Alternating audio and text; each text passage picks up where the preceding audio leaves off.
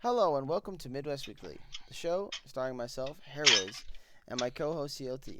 Today we're going to be breaking down Week Three's action across the Baron League here in 2026, and we also have a special guest today, aka Rexy of Stunned Mythos. Welcome, my friend. How are you doing? Good, good. Yeah, thanks for the invite. I'm excited to come. Yeah, like share some wisdom, share some insight, and yeah, thanks for you guys for like hosting all this stuff, like all these podcasts, streaming everything, casting everything. Super, super cool. And yeah, I just kind of want to pay it forward because I just respect your guys' work ethic and stuff in here. So let's Thanks, make it a man. good one. Appreciate that. Um, Before we really get into everything, can we get an idea of where the name came from? Because I know you were mentioning right before we started the recording a little bit, what we could call you, but just I'm curious where the name came from. Where the name came from? So, I mean, my name's Riley, but it's spelled the Irish way, so it's like Reilly. Okay. So basically, I just did Rye, and then obviously that's taken in every game, like Twitch, Twitter, all this stuff. So I'm like, okay, I'll throw XEY on the back of it. And then just people started calling me Rexy, and I was like, okay, like I'm not gonna fight it. It sounds all right. So then yeah, we just stuck with that. Okay. That's cool. I mean, that's different. Like it became something you didn't know it was going to become, and I feel like that's a lot of people's names or nicknames even across like almost any sport, right? Um, so I think that's pretty dope. I like it too, honestly. Now that I know what to call you when I cast your games, it's gonna be sick.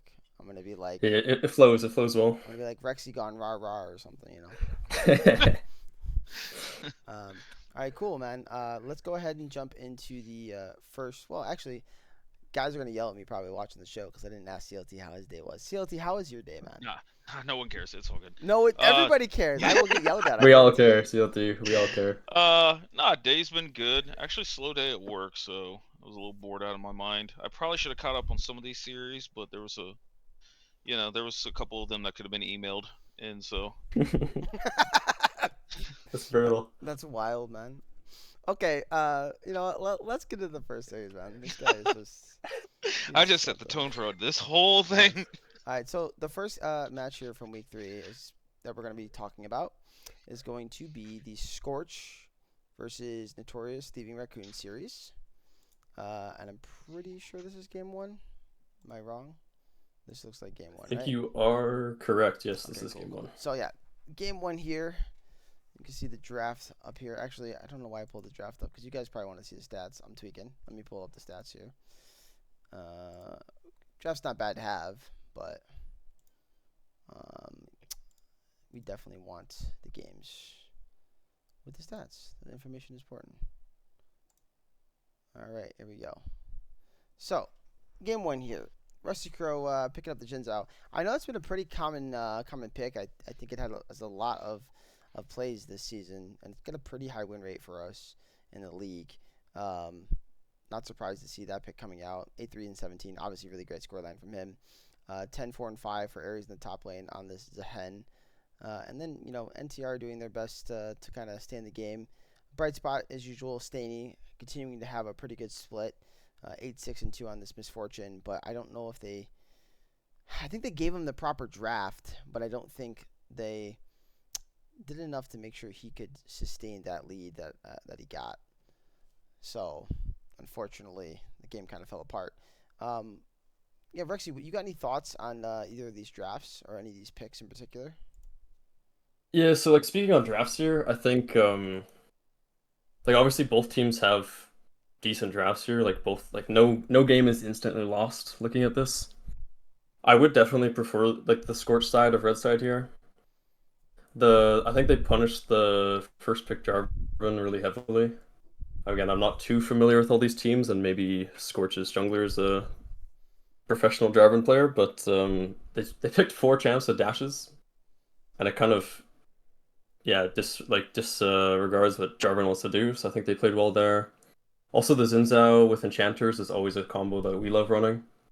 I think Xin Zhao really likes having enchanters on his team. It kind of lets him be a tank and a bruiser and an assassin all at the same time. So yeah, I think it was not a major gap in the draft, but I would be a lot happier playing Scorch's side. The wombo combo on the raccoons is like pretty heavy though, so if they do find a catch, like you're kind of just playing picks, little one shots with Jarvan ults into MF ults, Ziggs ults. We got a lot of AoE damage, just dumping into whatever Jarvan and Shen can find. But yeah, I would be happy playing Scorch's draft here for sure. But I think the major thing to note, like gameplay wise, is Scorch's jungler is pathing down early, and the like Raccoons is pathing up. I think bot lane is super volatile here, so I think both junglers should be going down. But yeah, I think Rusty Crow got to bot first and kind of got to impact what he wanted to there. Like leads them to early dragons and stuff this series as well, which I think is super important this season. Yeah. I really wanted to point out, I kind of just was watching this over. This Penguin Jack dive here onto Ares. I really love that they're doing stuff like this. That was something they weren't doing early on in the season. And it shows Mm. them growing as a team. Uh, Obviously, it didn't probably go in their complete favor since it is a 1-for-1. I mean, Ares is going to be happy with that every time.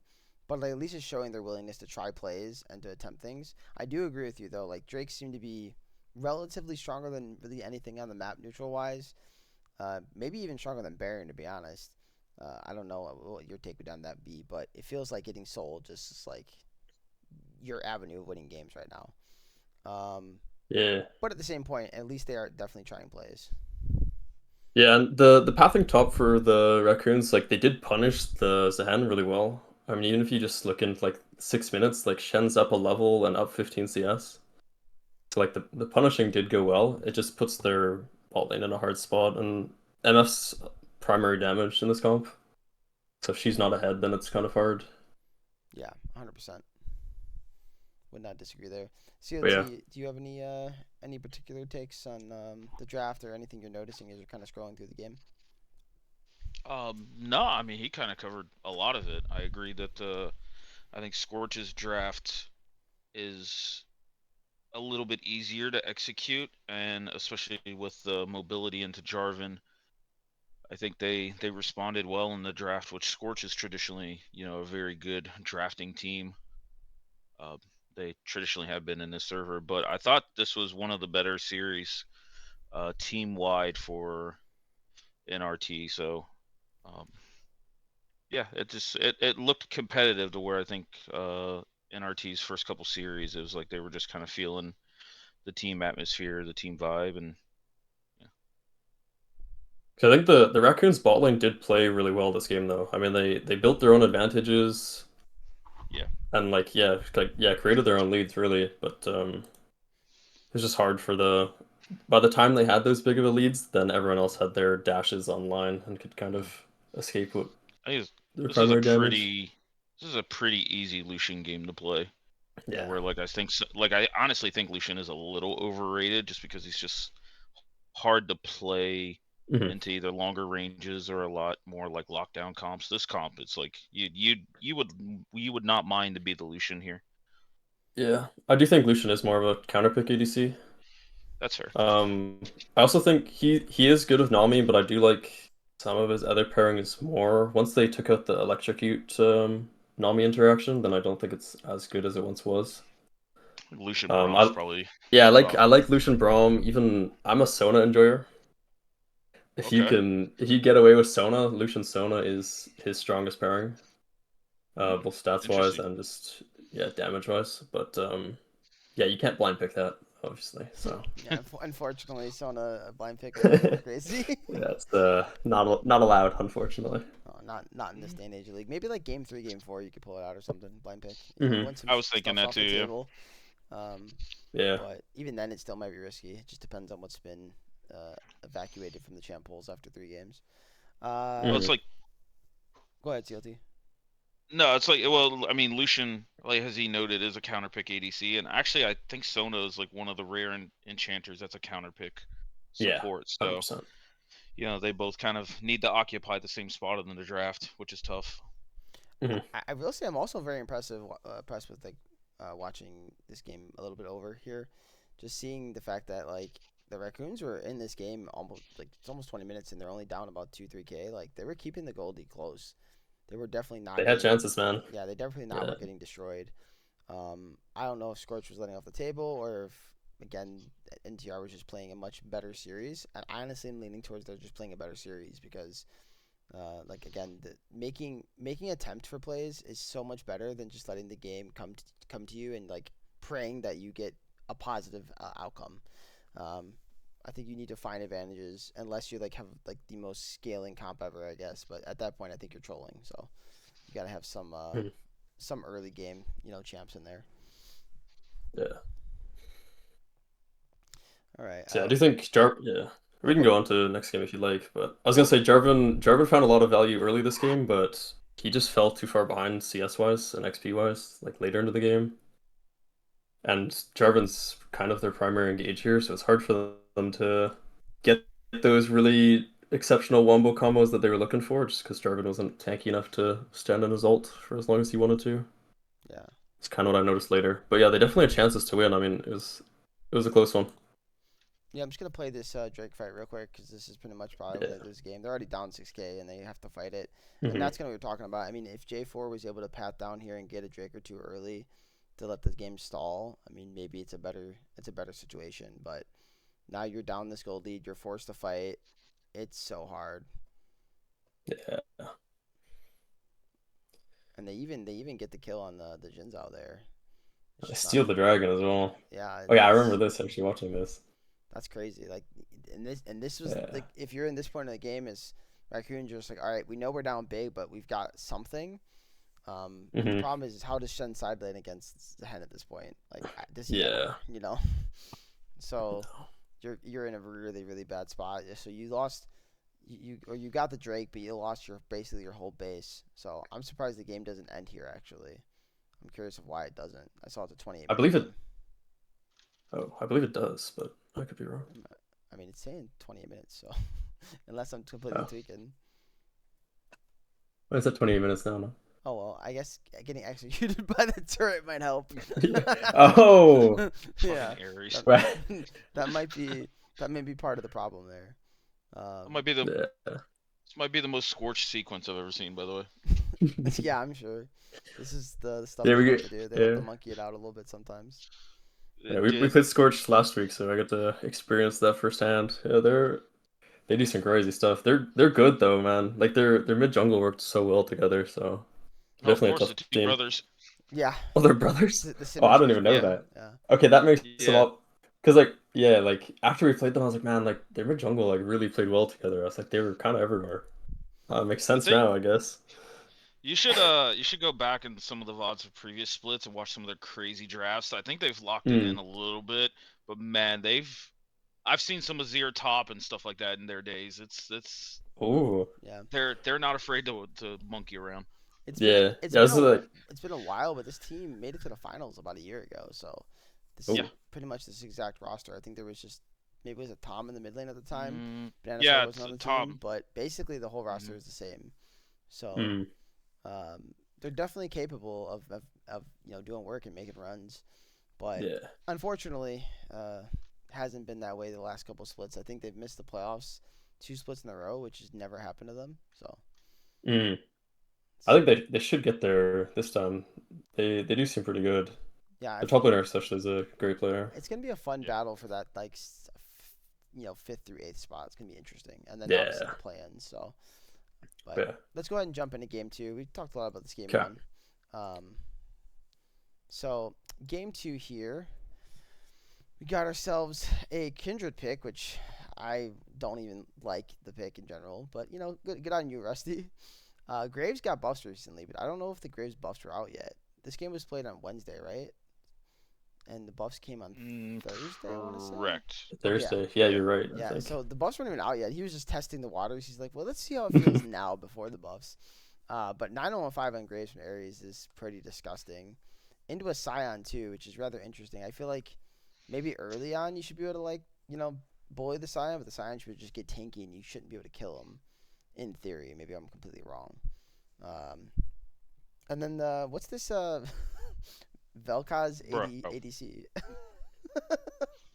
Uh, What's going on here? Scorch I cooked mean, something here, and yeah, Raccoons cooked something back. It was It wasn't I cooking mean back the much. biggest yeah I I mean, no Boonstrap played mid for a split, and of all the ADs, he's gonna bring out the most mage picks. Yeah. So Hmm. this is not really a surprise. Calico on the brand is probably more of the surprise for me, but Yeah, I'm just I have intrigued. not caught any part of this game. I'm intrigued the fact that there's a Vel'Koz AD and then there's a Kane mid. That's the most intriguing stuff, and the fact that we're picking control. Yeah, Can we talk about the Ignite Dark Harvest Galio? Ignite Dark Harvest that's Like Galio. I don't mind it. I don't mind it, to be honest, but it is a little crazy. it's something. I will Yeah, say I I don't think think taking that's runes to punish the Kayn is good, but is that's Dark Harvest probably isn't the one to do that though. this can't be a good matchup for Galio though, right? Like this has got to be Kane favorite, I would assume. Yeah, you're just getting red game farmed, don't you? Yeah, my prediction of this would just be, yeah, like once Kayn gets form, I think it gets hard, but Galio should be able to probably kill him with Ignite pretty easily. Oh yeah, like pretty Galio has pretty a lot more form. base damage than Yeah. people are expecting. Yeah, screw that champion. Yeah, that also might be biased by what happens, as you'll see soon. But Oh, does it happen early? there's a few things that go down. Yeah, Okay, I'll let yeah. it play. There's an early death made, but we can watch it. I don't Okay, actually have a timer for it, but I that's have it cool. written down. I'll let it play through. Um, but yeah, with that said, what do we feel about Milio? Because I've been seeing a lot of Milio, and I've just seen the champion lose and lose and lose. So, do we have a take on this? Since you're a support player, if I'm not correct on this, right? Yes, So, yeah. I do think Milio is a good champ. I just think there's generally better options. I think enchanters are stronger as a whole than engaged champs right now. Um, that said, it's like there's very few of them. Like I think Lulu, Karma, like those two are like primary picks, and Nami as well. Sorry, like those three are like really primary picks. I think Melio's definitely a tier below. Um, I also just don't like Melio with Smolder as much. Again, Melio with something like Lucian, for example, is pretty good. You get the constant Lucian passive on the W's and E's and stuff, which is really good. But not something I would be blinding necessarily, especially with a Smolder. yeah, it's definitely interesting. I respect your take. I think I don't like it at all personally, though. I'm not gonna lie. Like, I just Hmm.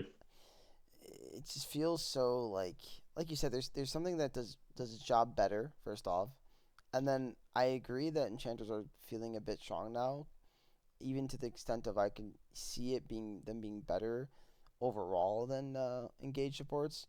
But I don't think Milio is great into most engaged supports, Yeah. except for like maybe like the hook champions, like Yeah, so Millie Threshes. has favorable interactions with like Leona and Unless. Milio can actually cancel both of their dashes towards you after you get hit. So those are good interactions that Milio has. But yeah, that's why picking it later is okay, but blinding it without a hyper carry like attack speed caster kind of guy Yeah, is not something I'd recommend. Yeah. Generally, I also just think engaged champs are easier to execute. We normally stick to just engaged champs on Mythos because it's just easier to play. That said, yeah, engage. I do think enchanters are stronger, but it's just harder to play around.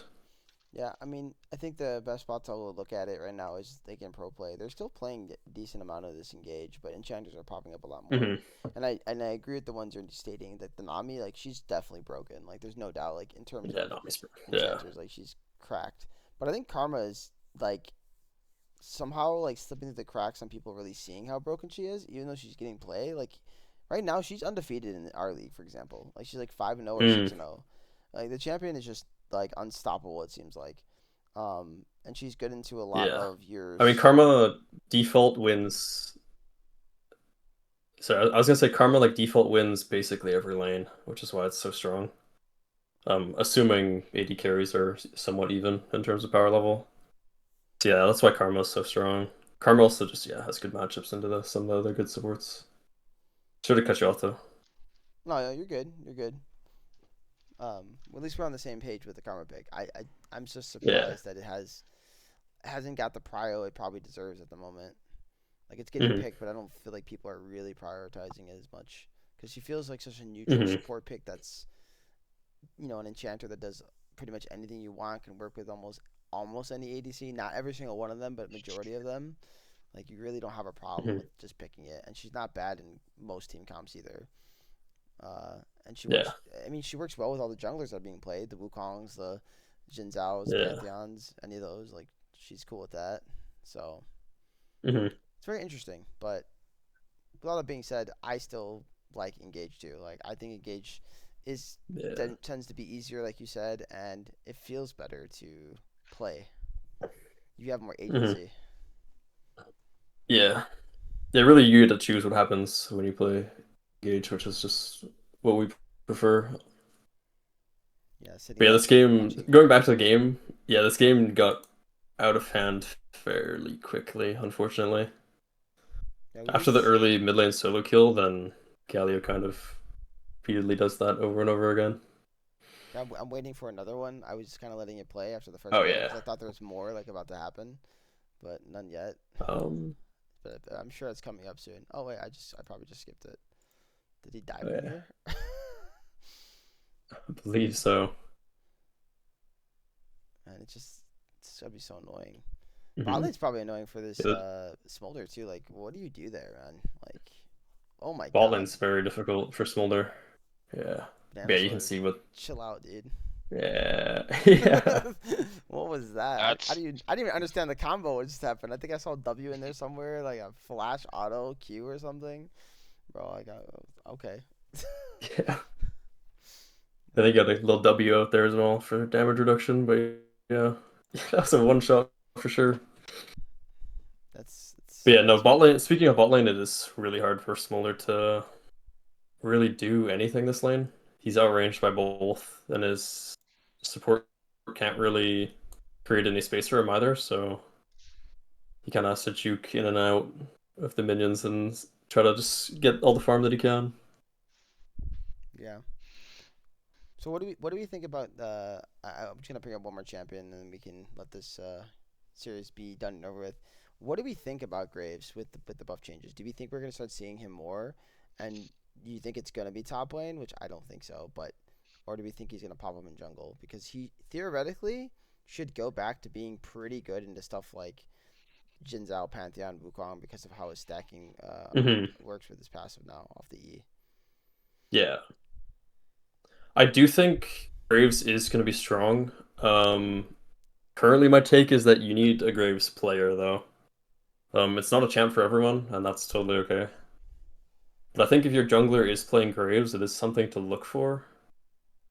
That said, it is kind of hard to wiggle into a draft. It kind of has to be a later pick, unless you're just going to tank losing matchups to get the Graves on your team.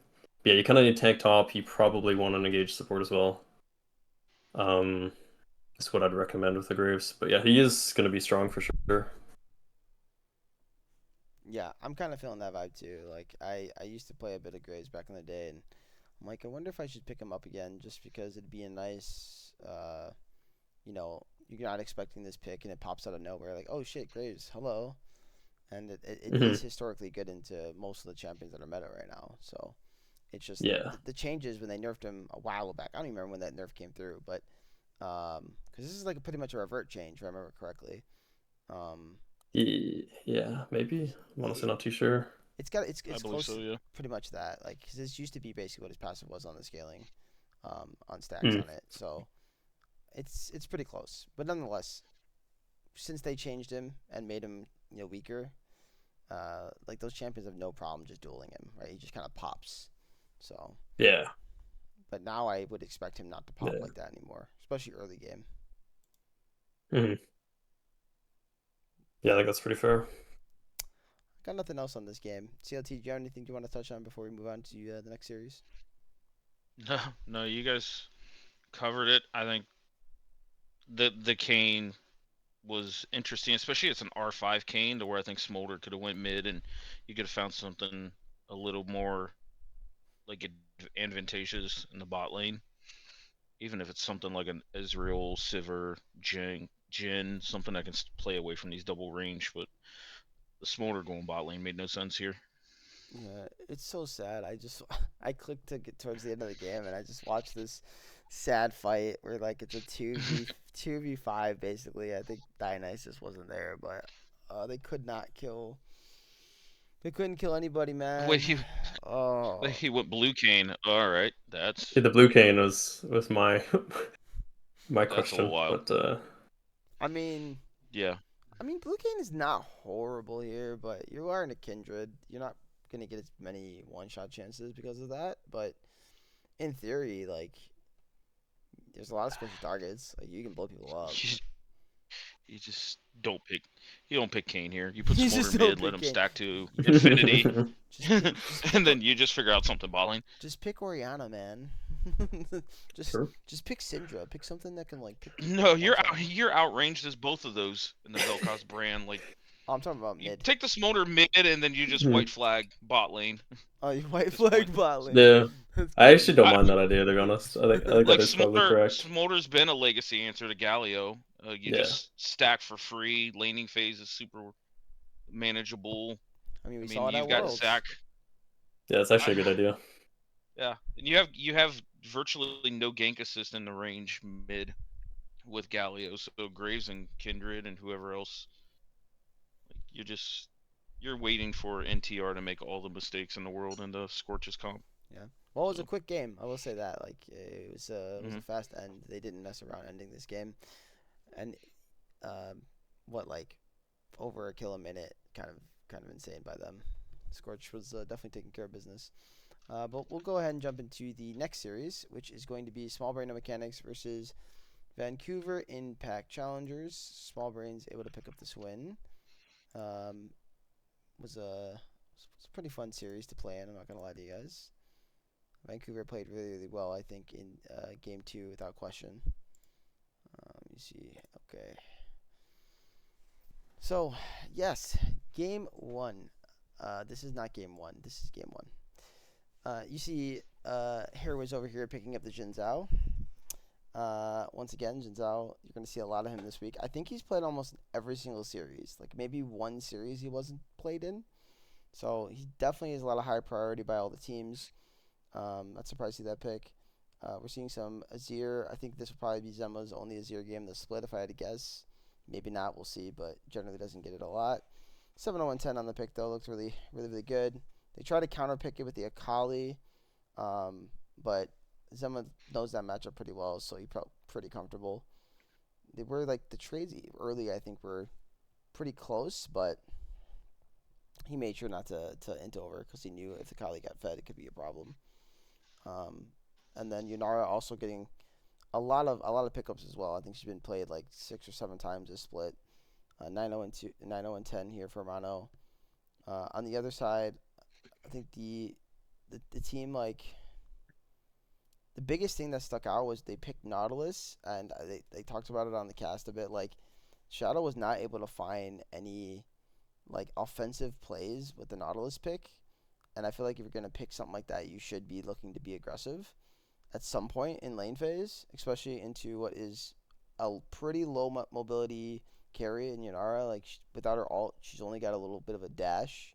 Well, it's not really a dash, it's speed up, you know. So um, that was really the only thing that really I had to note. Otherwise, I don't think anyone really particularly like played bad. They just weren't able to get any meaningful advantages. So Yeah, I mean, I can speak a bit on draft here. I do think like the small brain no mechanics. I think their 5 champions as a whole is like something you might just see in an actual program. Like I think the order of the champs is obviously a little different, but I do think Yunara is really strong, Sinza's super strong. I do think Vancouver Impact gave themselves chances in the draft to like give themselves outplays, but it unfortunately just didn't come through. Like I do agree that the Nautilus pick is fine, but there's not. He needs like some help, like someone else kind of going in with him. I probably would have preferred to see the blind top lane and then just R5 the support, because then you can even get a good enchanter matchup with the Lucian, which you would have loved. But yeah, I think the draft definitely didn't lose either team the game here, but yeah, I would give the edge to Small Brain No Mechanics for sure. just stronger champs overall, and kind of they all are doing the same thing at the same time, which is just means it's easier to execute. They're definitely on theme with each other for sure. Mhm. Yeah. We talked about there being easy Lucian games. I think this one's a hard one. This is a hard one. Yep. Yeah. Like Yeah, outranged by both carries, and then threats everywhere else. yeah, I think you just scrap the Nautilus, you go Enchanter here, and you just hope like Lucian plays out of his mind or Gwen gets ahead, and then you're dealing with Super Gwen with like a Milio Lulu, Nami something Hmm. behind it to help. And you just kind of pseudo front to back there because you've got Orin. Orin will help the Gwen scale with Orin items, but I mean the Akali's a nice mid lane matchup. But does Akali really want to dive into Zinzao, Leona, Renekton? Ah, nope. Yep. So Yeah. And I then mean, I'd say moving into, or sorry, go ahead. no, you're good, you're good. I'd say moving into like gameplay stuff. I think it's the same initial thing that I noticed as the last series we just covered, where the Vancouver jungler is pathing top towards the Ornn instead of pathing bot to like the double kind of threatening lane. Really, I really think that whoever goes bot first here wins. That's generally how Leona Nautilus support matchups work. So I don't love the Gwen pathing top here. I do kind of get it because Gwen does not really want to fight Zinzo on the crab, but it just puts the bot lane in a hard spot, and then it also just leads to early dragons this game, which small brain mechanics capitalized on, and yeah, kind of as soon as Azir Yunara is getting an early dragon, the game's in a really good spot. Yeah, and I think we'll probably beat this like a dead horse. How we talk about it so much. It's just it's dragons right now, right? And it should be your Hmm. priority. I do think grub was early are really good, just for the fact that it helps break the plates early and maybe extend the lead if you're ahead somewhere, and then you can take the lead to another lane. So I do like the grubs early if you can get them, but I don't think they're a necessity to win a game right now. You're okay giving grubs. Like the biggest benefit might be just the XP for the jungler. Like honestly, Hmm. so 100%. um, other than that, you should really be playing for Drakes. If you give over the first Drake, though, I definitely think you should get grubs. Like you should want to fight grubs. But then after that, you should be looking to play around Drake 2, 3, 4, 5, whatever. You should be looking to try to compete over them because once you get to a point where the other team has the sole point, even if you're like ahead a little bit, maybe 1 to 2K, now you're forced to fight at a Drake. It's something you never want to feel like you have to fight over because then you're kind of hyper focused on like what if they start it and now is it a 50-50, we have to smite it, like where the other team is like, oh, we don't care, like we have 3 Drakes, we could just turn on you, we actually don't mind giving a Drake right now if we have to, we're really using this as a tool to win a fight, right? And if you Hmm. don't fight us, then we just get soul. Yeah. So I I I don't know. It's a hard situation, but if you are gonna path top, you really gotta punish the top laner. Then you really gotta get him out of the game Yeah. early. Let's say for my read on objectives, I don't want to leak too much about our priorities and things, but honestly, I think Grubs and Rift Herald, both of the top lane objectives, are just a waste of time, to be totally honest. Yep. I think if you're anyone who's watching pro games right now can also see, I think in the LCK series last night, neither team killed Grubs in 4 out of the 5 games because it's That's honestly just crazy. a it's Yep. yeah, it's a waste of time. I do agree that getting 1 or 2 for jungle XP is fine, especially if there's nothing else to do.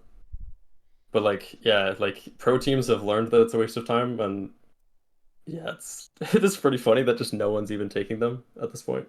Yeah, that's I did That not said, realize that. That's interesting to know. yeah, if you have split pushes and stuff, I think it's fine. And yes, if you can't do anything else, then don't go take grubs. Like don't do nothing. But junglers will prioritize any crab over all 3 grubs, which I think is correct. Yep. Well, what a world we I live in. 100% agree. What a world we Yeah. live in. That's what it's come down Yep. to even in pro play. Yeah. Which means Yep. that expect some buffs to these objectives at some point because Hmm. usually when this is happening in pro play, Riot takes note of that, and they definitely don't want the top Yeah. lane side of the map to be ignored. With that said, I think it's okay if they're ignored right now because top lane kind of got the biggest Yeah. buff of the season so far by just getting this Yeah. Mhm. No quest, shit. but Yeah. it still doesn't mean that's good. Like I honestly, if we just eliminate the quest and go back to like a standard gameplay with normal grubs being like actually strong, I'd still rather see that because I do like top laners having some sort of agency early. Same with Herald. I don't think it's good to be like, okay, whatever, top laners, just duke it out. I never like that.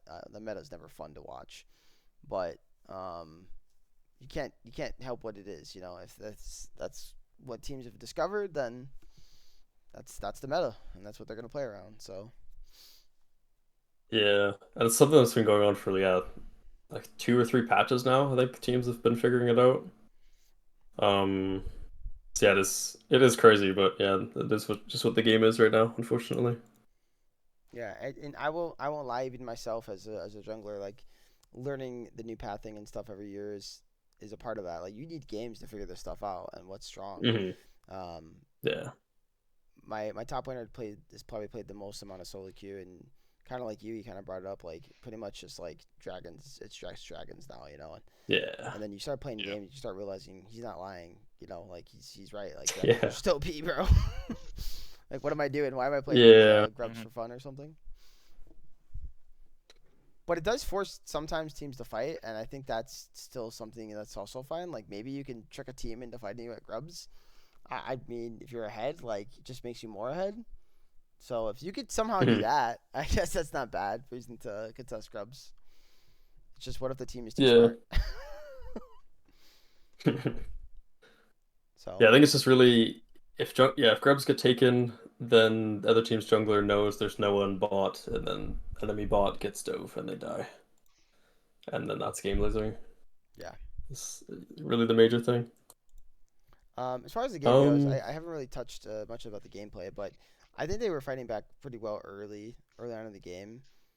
Well, once we Mhm. got our carries ahead, like especially with their scaling they have, and you guys already mentioned how hard it is for Lucian to play. It gets hard for a lot of them to play. Like I think Akali would be the only one that might have an okay time with them being a little strong, but she just never could find a good engage onto the back line. Like it was Leona mark the Akali and then play from there. Like that was basically how things turned into. Um, Yeah. Yeah, I do want to give a shout out to support and jungle on Small Brain No Mechanics. I think they played super well together. Um, yeah, they kind of just were in the right places at the right time, and it really just helped their team kind of do what they want to do. Obviously, top lane winning and mid lane winning is helpful here, but I do think the support and jungle like moved around the map really well, yeah, I mean it's which their is jobs good to to see. facilitate usually, so I think that's True, really true, true, what it true. comes down to. And sometimes teams don't even realize like uh, what your role is. I guess like it's really weird to explain, but the role isn't always what it sounds like it's supposed to be. You know, sometimes it's more like facilitative, or it's more like you are just the damage man. You got to accept it. Like just do Hmm. damage. You know, it can be confusing at times for certain people, but when you know your role, know what your job in the game is, and it does differ from game to game regardless of your role. Like sometimes you might be playing Leona and your job is just to primarily engage, but there are situations where it's just mark somebody. And I think here it's, Hmm. for me at least, I would think it's marking someone like Akali, making sure she can't get to your back line, and then let your back line front to back and go from there. So Yep, you are definitely correct. And yeah, and also just Leona ever has like 21 kill participation at the end of the game without dying. Like that's an insane Leona performance from a support. Someone who enjoys Leona a lot. That is quite rare to not die because like we always just run in them and die. But like yeah, having 0 deaths means you played super well, especially if you're that much kill participation. yeah, I did forget to note one thing that obviously matters for the series, that Peekaboo wasn't in this game. Stunner came in to fill in. Um, Hmm. I don't know how much impact it would have had or what the difference would be. I can't say. Stunner does have jungle played, so it's not like he doesn't play the role. I don't know if it's really his main role though. Um, but it could have made a difference. You know, Peekaboo had looked really good in my opinion in the first couple weeks. They just couldn't get wins. Um, and I feel like this week was they were a little more off than the previous 2 weeks. Like when we played them, it didn't feel like what I saw when I was watching as a bystander, casting games or reviewing games. So it was very interesting. Um, but sometimes you come into a series and you're just not all the way there. I think that's a big thing too, and maybe that impacted their play a bit. Yeah. I was to say, like subbing out jungle or support, I think are like the two hardest things to sub because those are generally like primary functions to how a team will run. Not always, some teams are different, but yeah, missing like a key, like support and jungle are like the backbone of any team. It's like missing the one of those components is kind of it'll be tough no matter who you are. Agreed. Well, oh man, I forgot I made that play with the crescent guard. Oh, it was nasty. When you forget your own plays, lol. Yo. Well, anyways, we could jump into game two. So game two here, um, I think the big thing sticking out here is obviously the singed here, right? I mean, he popped off, carried the game, was insane, 100%. Yep. Yep, 5.7. No, I mean 100%. it does stick out though. Like it's some.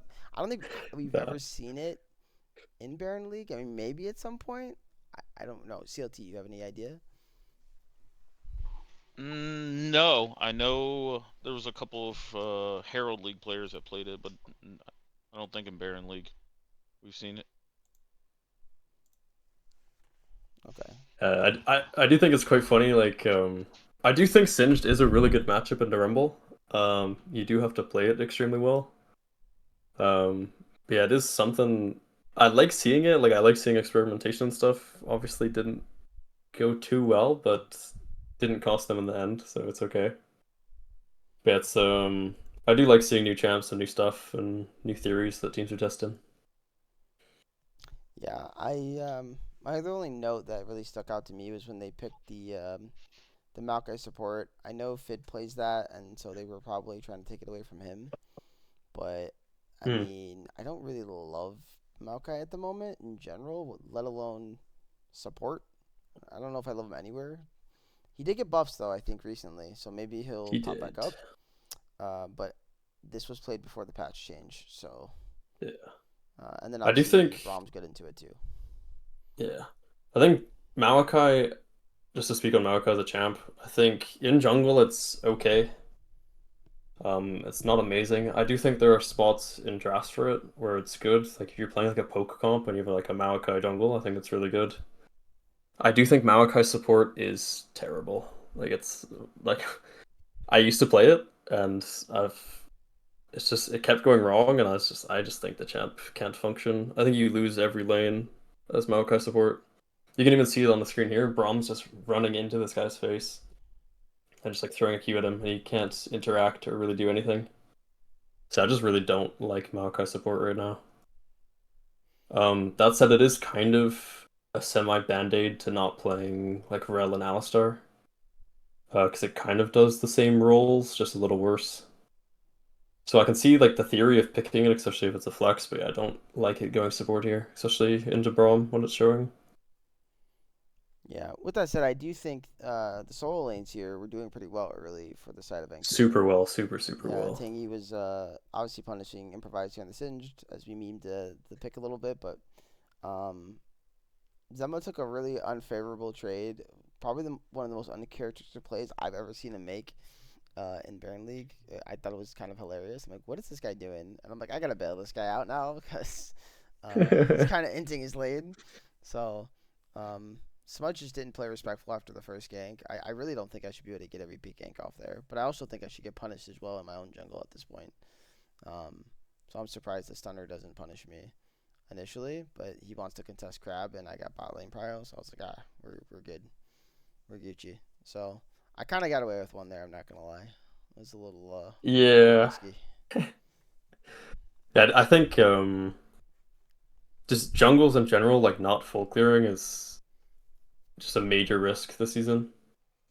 'Cause jungles need their XP as soon as possible, and I guess gold as well. But yeah, not full clearing is a super high risk. That said, here was went in there, got the kill, and didn't lose anything for it, so it worked out pretty well.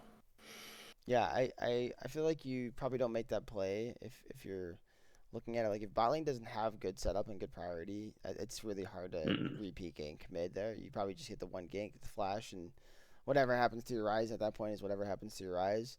Um, but with the bot lane priority, you kind of feel safe. Like I could do this again, Yeah, and risk it. But it definitely is a risky that's play. fair. I would not suggest any other jungler doing it on the regular. Because I was farming like crap. And why was I farming like crap? Well, because I made that play. So my CS Yeah. numbers were much lower. But again, it paid off, so it's all good. Yeah, CLT, what do you think about this game, man? Give me some takes.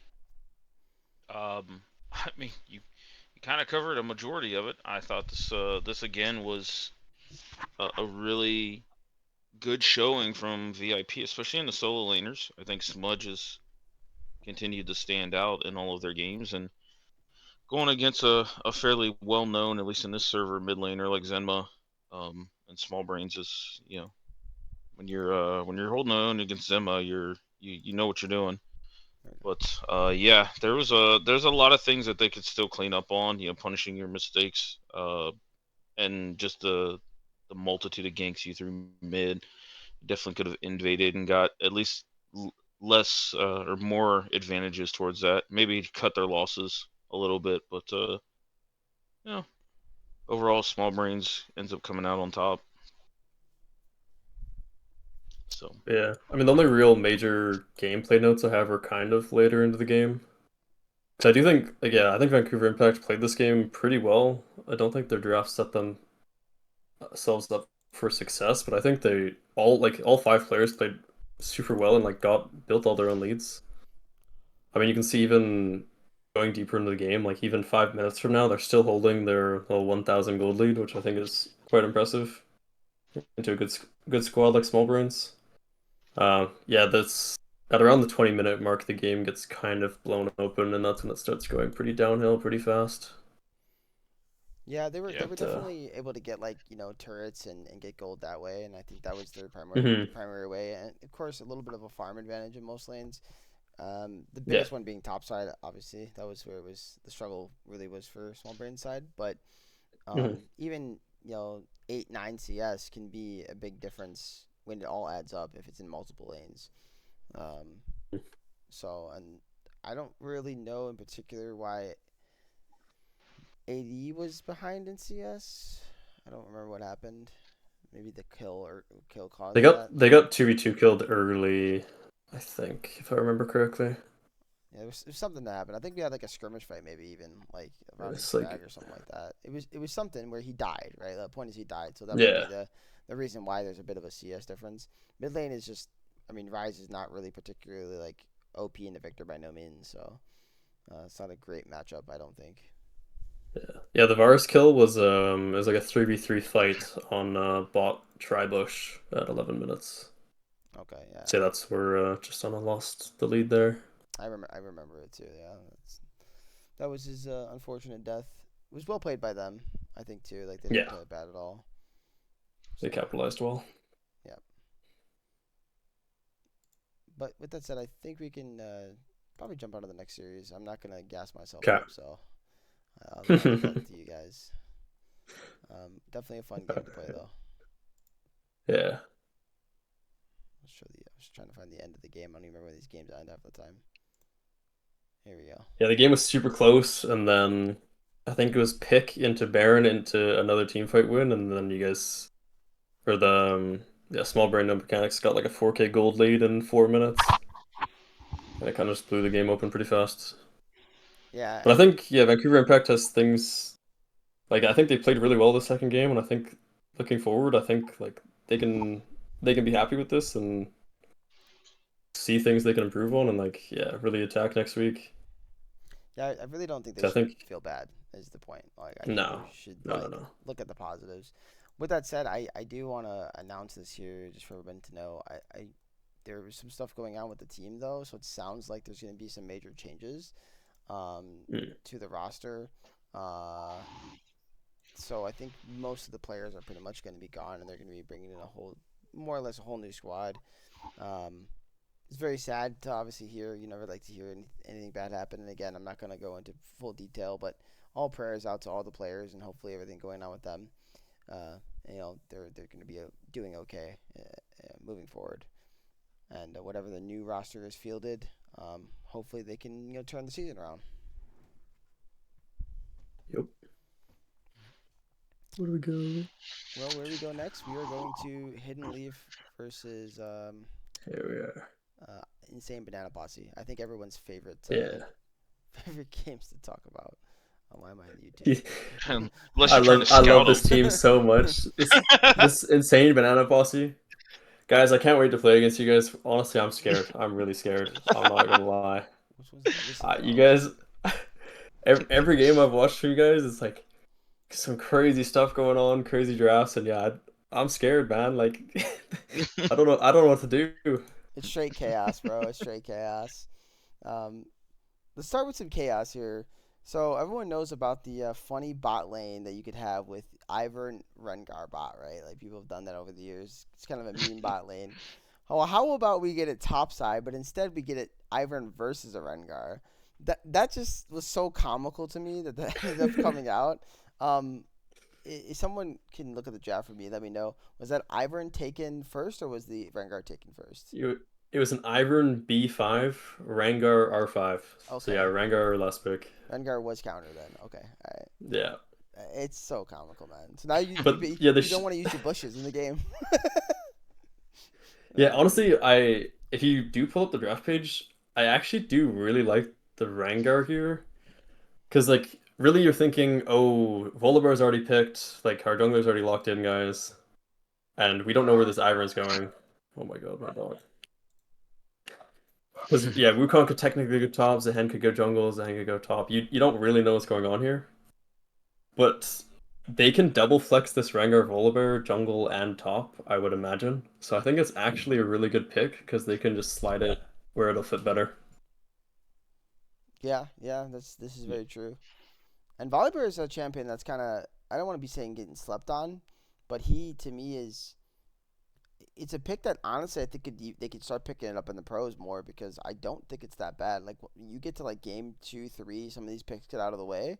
I think he's pretty strong into a lot of what's meta at the moment. Not everything, of course, but like it's a really interesting jungle pick, and yet he's getting not that much love from really anybody. The new item changes too really favor him. Like if he wants to go the on hit kind of AP build, like he can do that and just destroy your team. Obviously, his classic build is still pretty strong with the Sunder Sky and um, what's that item called that I can't think of right now that slows champions. Stridebreaker. Thank you. Yes, that item. So Gotcha. so yeah, I mean he's definitely not as low priority as I think he should be being looked at, I guess would be how I'd put it. So happy to see him get some play this week too. Hmm. Yeah, I think Volibear, I think the recent nerf hit him really hard. Um, that said, I think Volibear is just always going to be Volibear. It's just a really strong skirmishing champ. And I do think it's really easy to execute as well, and you can kind of put it into most drafts. So I think it is good. We got to experience the Akaza Volibear first week, and he almost turned like a 5k gold lead against us, so that was really scary. So yeah, I understand. Akaza is definitely very good on this pick as well. Yeah, he doesn't mess around. That's definitely one of his champs. I remember that clip too. I was casting that. I was like, what is happening right now? Like, what is this Volibear doing? Yeah, There's another game we're gonna get into later where it was a similar thing where a jungler just completely turned it. And I was like, wait a second, oh my god, the game is winnable because the jungler is killing everybody type thing.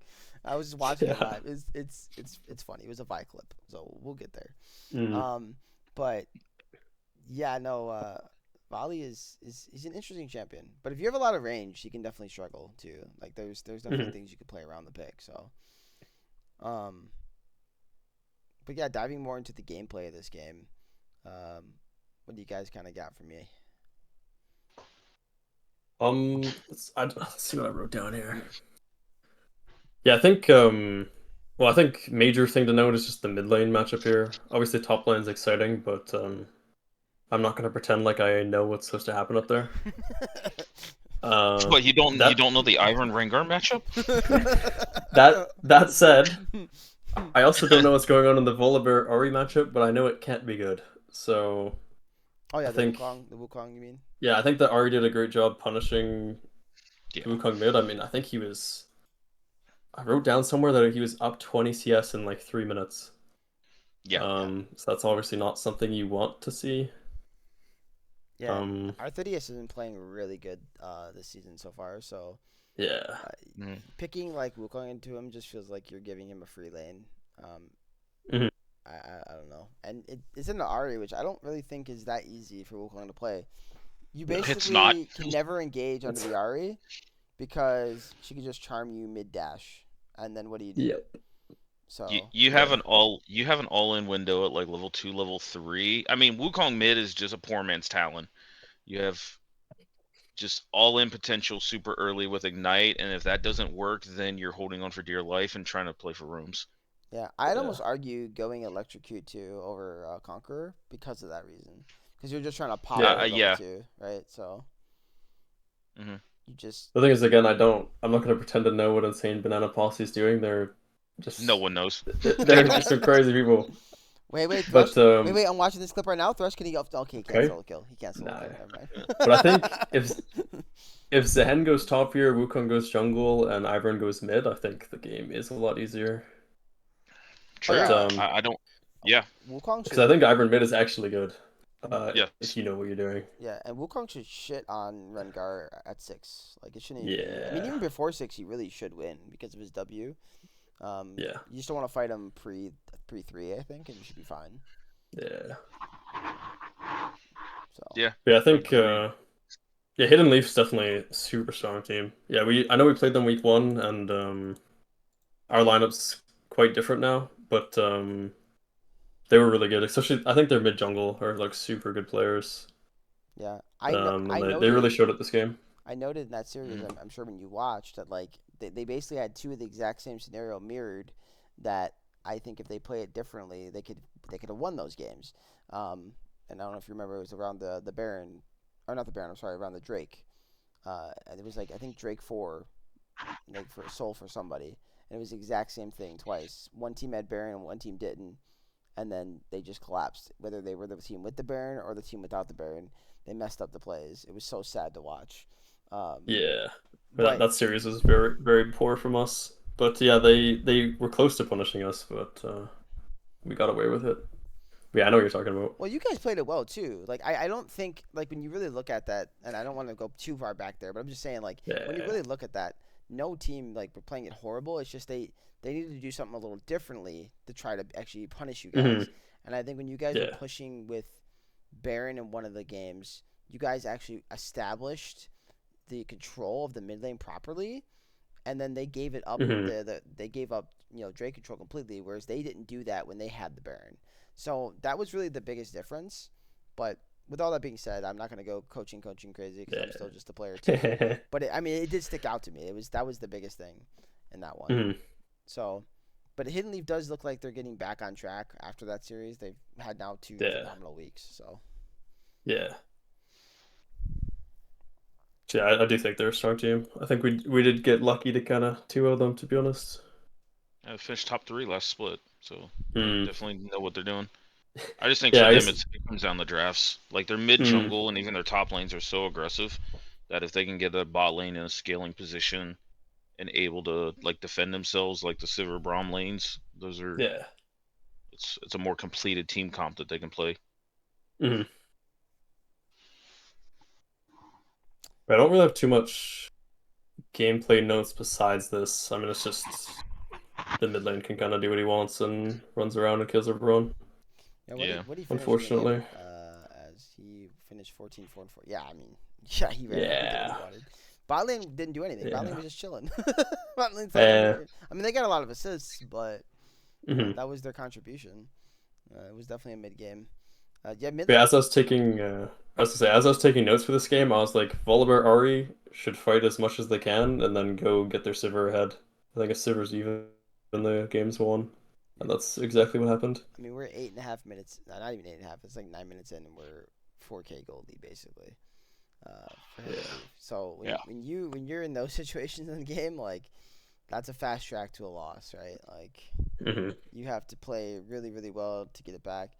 I think the fact that the game went almost 30 minutes on the dot shows the testament to IBP, even with their funky drafts and swapping roles around. Proves that they're not a bad team. They're just a team that likes having fun, man. That's all I can say. They're Yeah. having fun. They're trying things, and they're trying to win for sure. Like they're not like trying to like lose or anything, but you're gonna put yourself at a disadvantage every week when you're never on your main role and you're doing these wonky picks sometimes. It's gonna be harder to win, but if you do win, it's gonna feel probably excellent. You're gonna a nice shot of dopamine. Yeah, you feel amazing, and the other team feels terrible. So it's No, it's a good strategy. yeah, we lost to Ivern top GG. Yeah. Honestly, I'm scared of Insane Banana Posse getting into playoffs and then tryharding and like running the whole bracket and just winning the league. Because they just Yeah. hide all the info the entire year and then go into playoffs. No one knows anything and they just beat everyone. I think it'd be hilarious. That would But be I don't know if they're gonna do. honestly, I don't know if they're gonna do that, but that would be the greatest arc ever for the league, man. I think it'd be sick. Honestly, if we lost, I'm like, hey man, like fair play, like you're just better. You're just better. It's I love it. That team's just built different. You're just It's just Nah, one. they're- All right. Well, I'm gonna scroll through. I'm just picking out a few things. I'm gonna like go too far ahead. I mean, here at like 22 minutes, they got the Drakes are close, but the gold lead is like almost we're pushing 9K right now, right? It's so Mhm. hard to play, man. Does the game feel super snowbally to you guys right now? Because I feel like it is. Yes, 100%. Yeah. On both ends of the spectrum, though, I do think that one mistake can cost you so much because there is so much gold on the map. But yeah, I think if you're snowballing and snowballing correctly, I think there's just so much. You get so far ahead so fast. Yeah. It's oh my god, the TPN and the one shot Yeah. by Gojo, bro. Yeah. What do you do, man? What do you do? Get this red card out of my game. He's only got 3 I'm kills glad- before that. I'm glad you bought that Seraph's. Too bad Serpent's Fangs in the game. Yeah. Yeah. Too bad you're not allowed to play. Dude, because we have a Seraph's ton is the of item. fakest item out there. I'm sorry. Yeah, no, I agree. It's not good. Fine on like Rise and Casio maybe, but I think that's it. Yeah, this Yeah. this game is interesting because what I want to say is it does feel snowbally, but it does feel harder to end too. I think Yeah, there's both those counterpoints. So if the team has anything going for them, like for example, if you're down 10K, but somehow you have 3 Drakes, for example, like you can stall for a long time, and next thing you know, it's 40-minute Mhm. game, and you're fighting for soul, but now you're back in the game, so you can actually fight for it. Yeah. Like there are avenues. I actually think with how snowball it is, you really want to just get soul as quick as possible, and that will give you your quickest win because then you can either get an elder at like 25, 26, 27 minutes that you just close the game with Baron at that point, or you have the soul advantage that just that they can't fight you anymore at all, pretty much, depending on the soul, of course. Yeah. So I feel like that's the quickest way to win games. But if you know how to stall, man, like the game allows you to do that now. Hmm. Yeah. Yeah, don't want to leak too much, but yeah, dragons are just so important this season. So it's always maximum prio. So yeah, you can end games. That's really the only way to end games is you have to kill Soul first, so then Elder spawns, then you have to win that as well, and then you can finally end the game. Yeah, well, I'm just showing this clip real quick, guys, and then we'll get into the. It's close. Yeah, Yeah. I mean it was a close fight. Like IBP, if they somehow win the fight, man, it's a different outcome. But Yeah. Gojo TP's in, he's smacking on your Rengar nexus. turret damage. Yeah. And now it's a Kaza versus Flame Dog. I feel like Zahen should win that, no? Mm,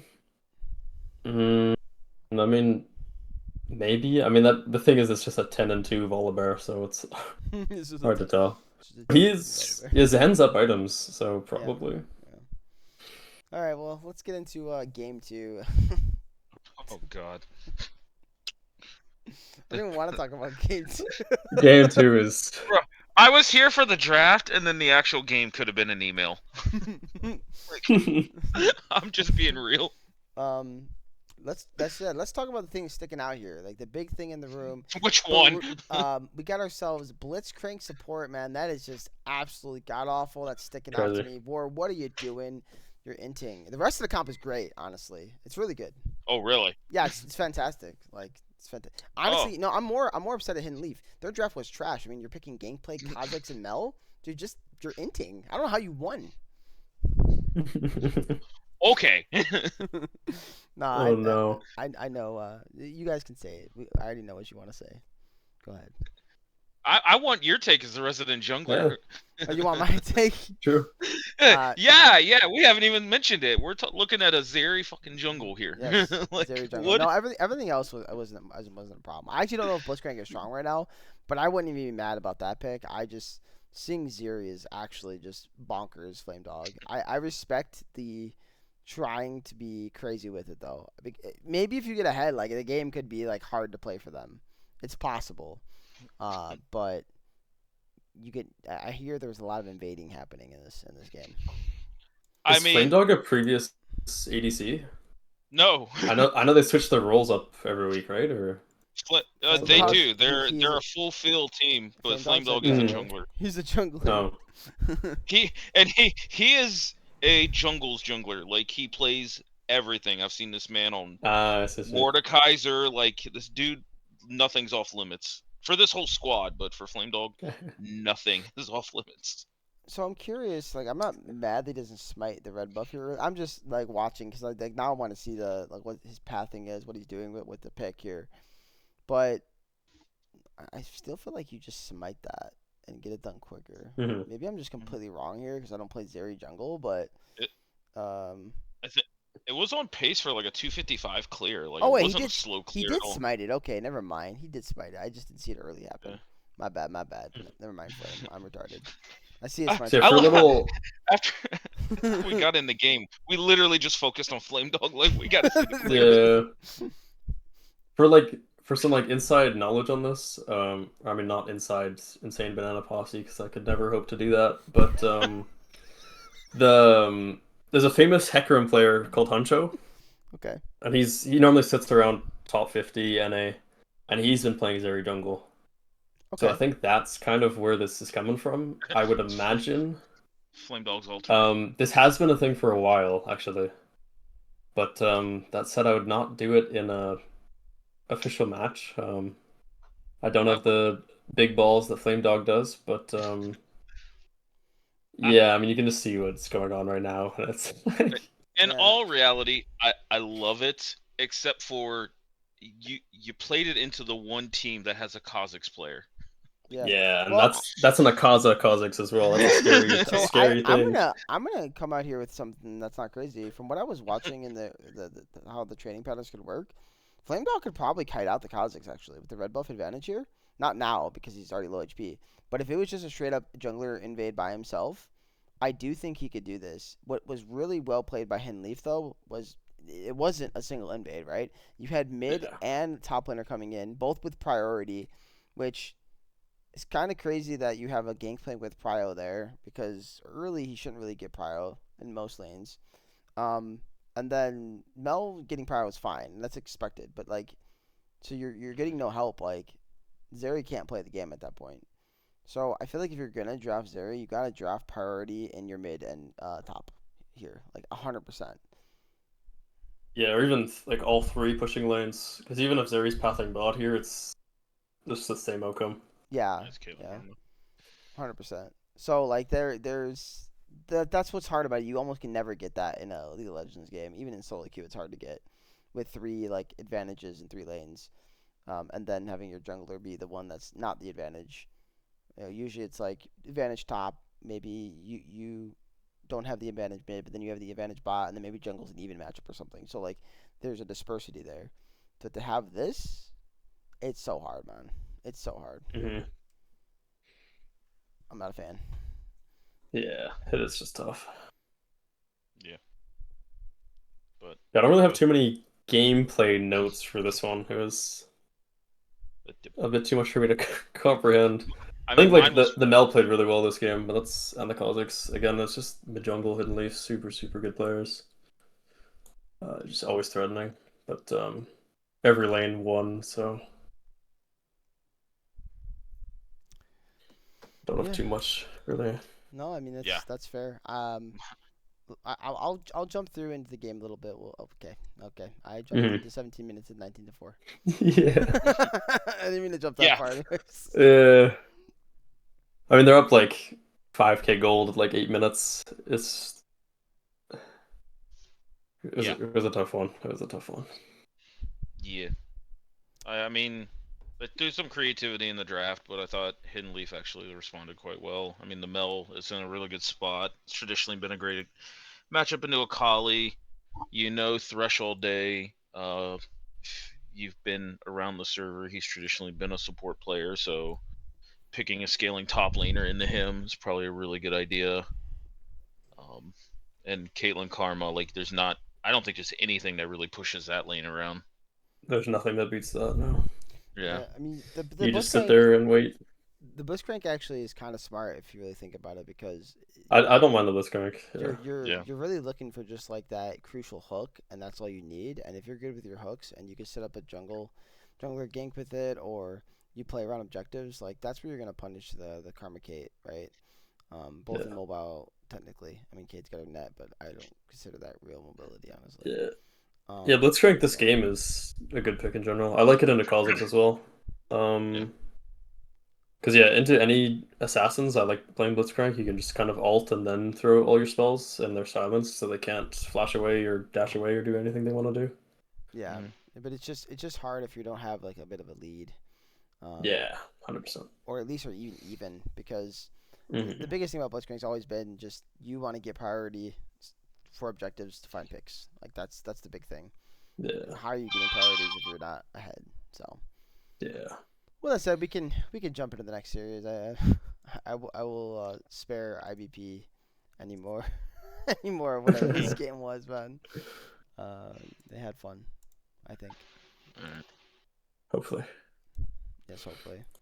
So we will jump into the next series, and it appears that we are losing CLT here. Yes, sir. I do gotta go, but It's all was a good. pleasure.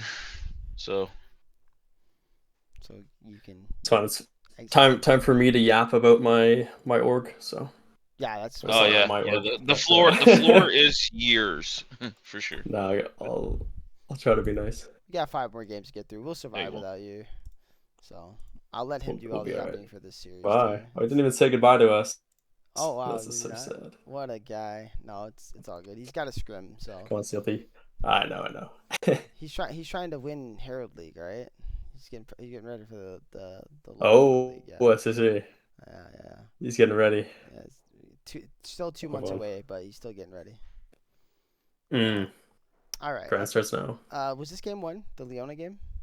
This is game one, Okay, yes. cool. I'll let you kind of talk about it. Well, actually, I do want to point out Zoro on this Aurora. Really, Zoro this whole entire series Yeah. because I did see like the score lines when I was doing this stuff. He looked like he was having a nice time, especially into a guy like Rurika. Yeah. So that looks very impressive. I'm going to point that out. Um, Also, was this because you were subbing out that you had Astros going bot lane and Zoro mid? Yes. Okay. So yeah, so basically what went down is our ADC couldn't play, our team captain, so we were in a bit of a rough spot. So yeah, we brought in our sixth man, who's generally a mid player, and then we felt it was best for us to have our usual mid player Astros go ADC, and then have our sub play mid where he's more comfy, and worked out pretty well, as we can see. Yeah, no, it definitely Um, it looked pretty clean. Yeah. yeah, the other thing, like yeah, cause yeah, there's some champ pool differences between the two mids, like Astros and Zoro. So I think in this series is also just we felt happier with the mid lane mix. Oh, you can see the bot lane level 1 here. Jeez Louise, what Yeah. is happening? So we wrapped behind them in their tri-bush level 1. Kind of a genius play. We've yeah, we felt that was the best way to break the game, so we I called it. I was like, hey, like let's just send it here, and he's like, sure. So yeah, like Astros and I have never played bot lane before because he's our mid laner, so it was like a little. I was a little worried, like chemistry wise. But yeah, it all worked out. Yeah, And that's yeah, in good. terms of draft and stuff too, do you want to talk about draft or just get straight into the game here? I mean, yeah, if there's something in draft you want to speak on, I did kind of show, the score lines here. That's why I was pointing out Zoro because I know he had Yeah, a good series. yeah, Um, but yeah, if there's something you want to talk about draft, I mean, I'm here to listen. I'm okay, always game. yeah. I mean, I think the most important part of our draft was like the three bands we're doing. Um, we've heard great things about Rarika, so we just gave them full respect and kind of just banned. I think we banned like four mids the first game. Yeah, three mids the first game. We really thought this series was going to be all about mid lane. It's our sub versus Rarika, who's I've heard is like one of the best mids in the league. So we really like did what we could to make mid as even as possible. Um, so that's why the rest of our draft looks a little wonky. I do think that Femboys indexed way too heavily into scaling, and we were able to punish it pretty well.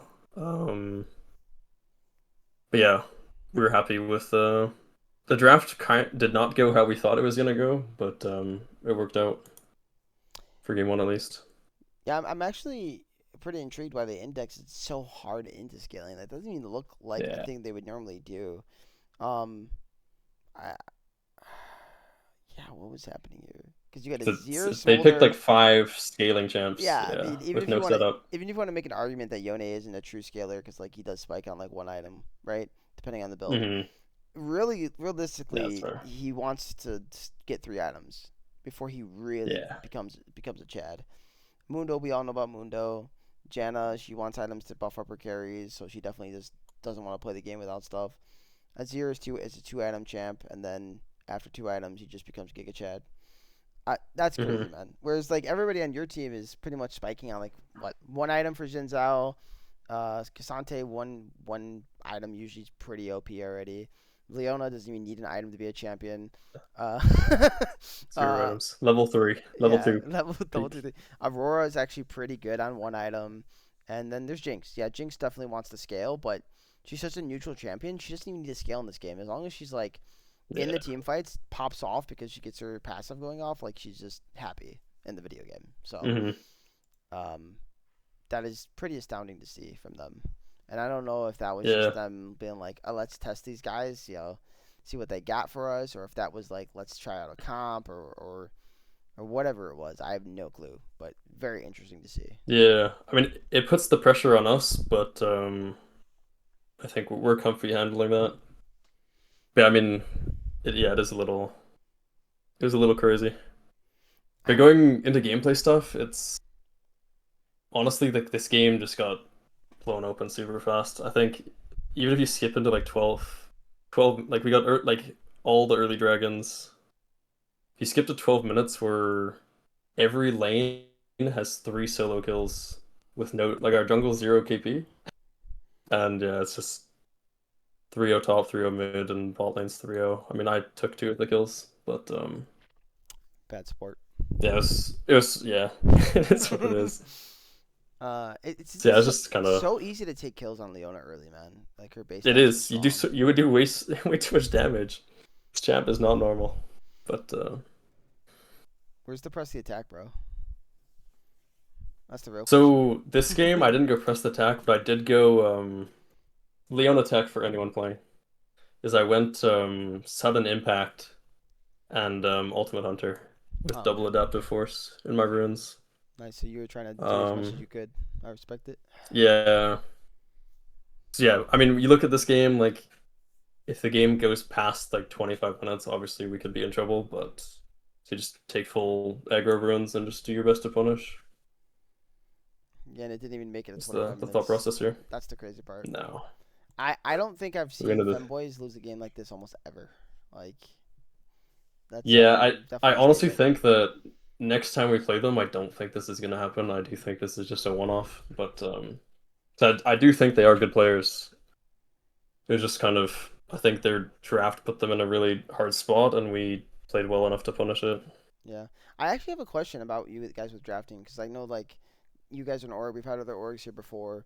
Do you guys have anybody coaching when it comes to the drafting setups, or are you guys just doing that yourselves? It's more of an We org do it question. ourselves. Okay. So our org, we do drafting for, I think we have 6 or 7 teams, and we have one guy that's kind of our org owner, our org leader, and he does a lot of the drafting for most of the teams. That said, he does not take part in our team. I've the drafting mantle's on me for the Mythos team. Um, so yeah, we do have help, especially for some of our like lower ranked teams. Like we do generally draft for them and help them out. Yeah, Mythos is all of our own, or all of yeah our own scouting and draft ideas. Sweet. I think that's really really cool. Like I because you're then Hmm. with everybody else because I know none of these teams have Yeah, really have coaches. Some of us got yeah, like maybe like friends that might help or maybe the sixth man comes in or something, right? But this is all off our yeah, own little brains, which is yeah. It's just me being a nerd is all it is. well, but it's good. I think when you look at Yeah. like teams and you'll see like I mean you talked about our team earlier with how we had basically like a pro comp in one of the games, right? Hmm. That's a testament to drafting and realizing what is good and strong on the meta, and you guys are also able to do that just as much. Yeah. Obviously, a few other teams, Hidden Leaf, I think, are really good drafters. Um, credit where credit is due. I actually think you say Banana Posse when they're not cooking as hard. These are They're actually crazy stuff, pretty but good yeah. at drafting. Just cook a little bit sometimes. I can see Um, it. I can see it. yeah, they Scorch obviously is phenomenal in their prep. So teams have been around either a long Hmm. time together or uh, generally the top teams. You generally they know how to draft decently well, and that's a testament to Hmm. all five players because obviously being able to accept like I have to play this champion or because it's is good like is very important because I don't think I'd imagine if I asked 129 right now, do you want to play Jinzao for the rest of the season? He would tell me no because I know I don't. But if No. if if for the conversation is Jinzao strong? Yes. Okay. Well, we're playing it, right? So Yeah. without a 129 is coach, like he's like an Emerald Evelyn one trick, so he does not like playing anything else. So he's like, "Get me out of here, guys! What are you doing to me?" yeah. Yeah, it is pretty funny. But he's okay just taking a back seat for us. Obviously, like as Mythos, we've had a bunch of roster stuff go on, so now we're kind of scrambling for subs and things, but hopefully we'll get our full roster in at some point. But yeah, our previous top laner left, so now our old jungler's playing top lane, and then yeah, 129 is gonna be our new jungler. So we have a whole different way the game plays out now. Yeah, well, you guys still look But really, really phenomenal, and I haven't seen any. I'm not gonna say I haven't seen any errors or there's been flubs, some but errors. but you guys have looked pretty clean, so Yeah, we earned your do right a to win. a bit of trolling sometimes. We do mess up a lot, but I think I will tell you this. There's a stat out there when it comes to sports and why comebacks happen so often. I don't have the actual stat for you at the moment, but I remember watching a video about this, and when there's a the reason why teams close the gap so much in a lot of sports is because the team that's winning starts to relax a little bit. Like they take their foot off the hmm pedal basically. And I think it's the same thing in league. Like you get this nice advantage, you know you're ahead, like you're just like, ah, whatever, I could just go do this right now. It doesn't matter. And then that leads you to giving over a shutdown, which then leads to maybe somebody else dying on the map. And all of a sudden the game is a game again after that happens maybe a couple yeah, more times. But that's where discipline comes in, and you can see like you guys here are up 20-2. It's 20 and a half minutes into the game. If you guys weren't disciplined, this game might be going on for the next 10 minutes, and all of a sudden that horror story you yeah, talked about comes to fruition. Instead, you guys close the game out in like what 22 and a half minutes. It's like the next fight. yeah. As we're So watching my mid laner super overstay for a Grump 1v5, but yeah.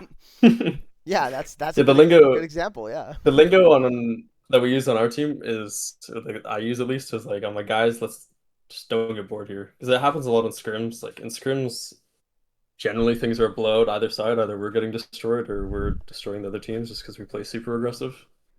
Yeah. So I'm like guys, like we have to just focus up, don't get bored, keep moving. But yeah, it's more of a scrim thing. In officials, we do that a lot less. In scrims, we throw every scrim. I don't think we've ever I don't think we've ever 3-0'd a scrim block ever Yeah, but because we that's a good will thing because it gives you we something to will learn, run down a man. game. um, Yeah, but it's it does get to a point. But yeah, I know what you're saying. But yeah, I don't really have too much gameplay stuff here, really. yeah, no, we're good to move on to game two. Talk game two here. Yeah. It looks like I mean, I know the game ends in the next minute, so I'll let the viewers watch this ending fight. Usually, because I try to do. Um, while we're hmm doing that, you can start, kind of touching on game two draft a bit, and I'll pull it up for Game two everybody. draft. This went a lot more how we thought it was gonna go. In terms of drafts for this league, I think the first game against Hidden Leaf that we had, we could not predict what we were doing, and same with the first game against Femboys here. We had no idea what, like, we'd not predicted at all. I think the second game we predicted pretty well what they were gonna do in terms of champions and like what strengths they wanted to play for. Um, we stuck to the same three bands. Again, I think Eureka deserves the respect, and I think I've heard that Angel Boy's good Caitlyn. I mean, he carried some games the last 2 weeks on it, so we just wanted to get that out of there. Um, and then yeah, so they're our sub like the Zoro. He's basically a Rise one trick, so they were kind of forced to B1 it if they weren't going to ban it. And then they're also banning out my other primary engage support there. But I think we were always happy with this mid matchup. We knew this was going to happen.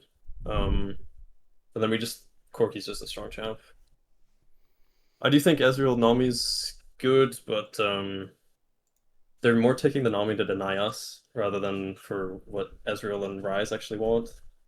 Yeah, So I was fine just taking a losing lane matchup and just having a Nico ult later into the game. yeah. Um, Nico, I haven't yeah, seen pop up a lot either recently. So, um, yeah.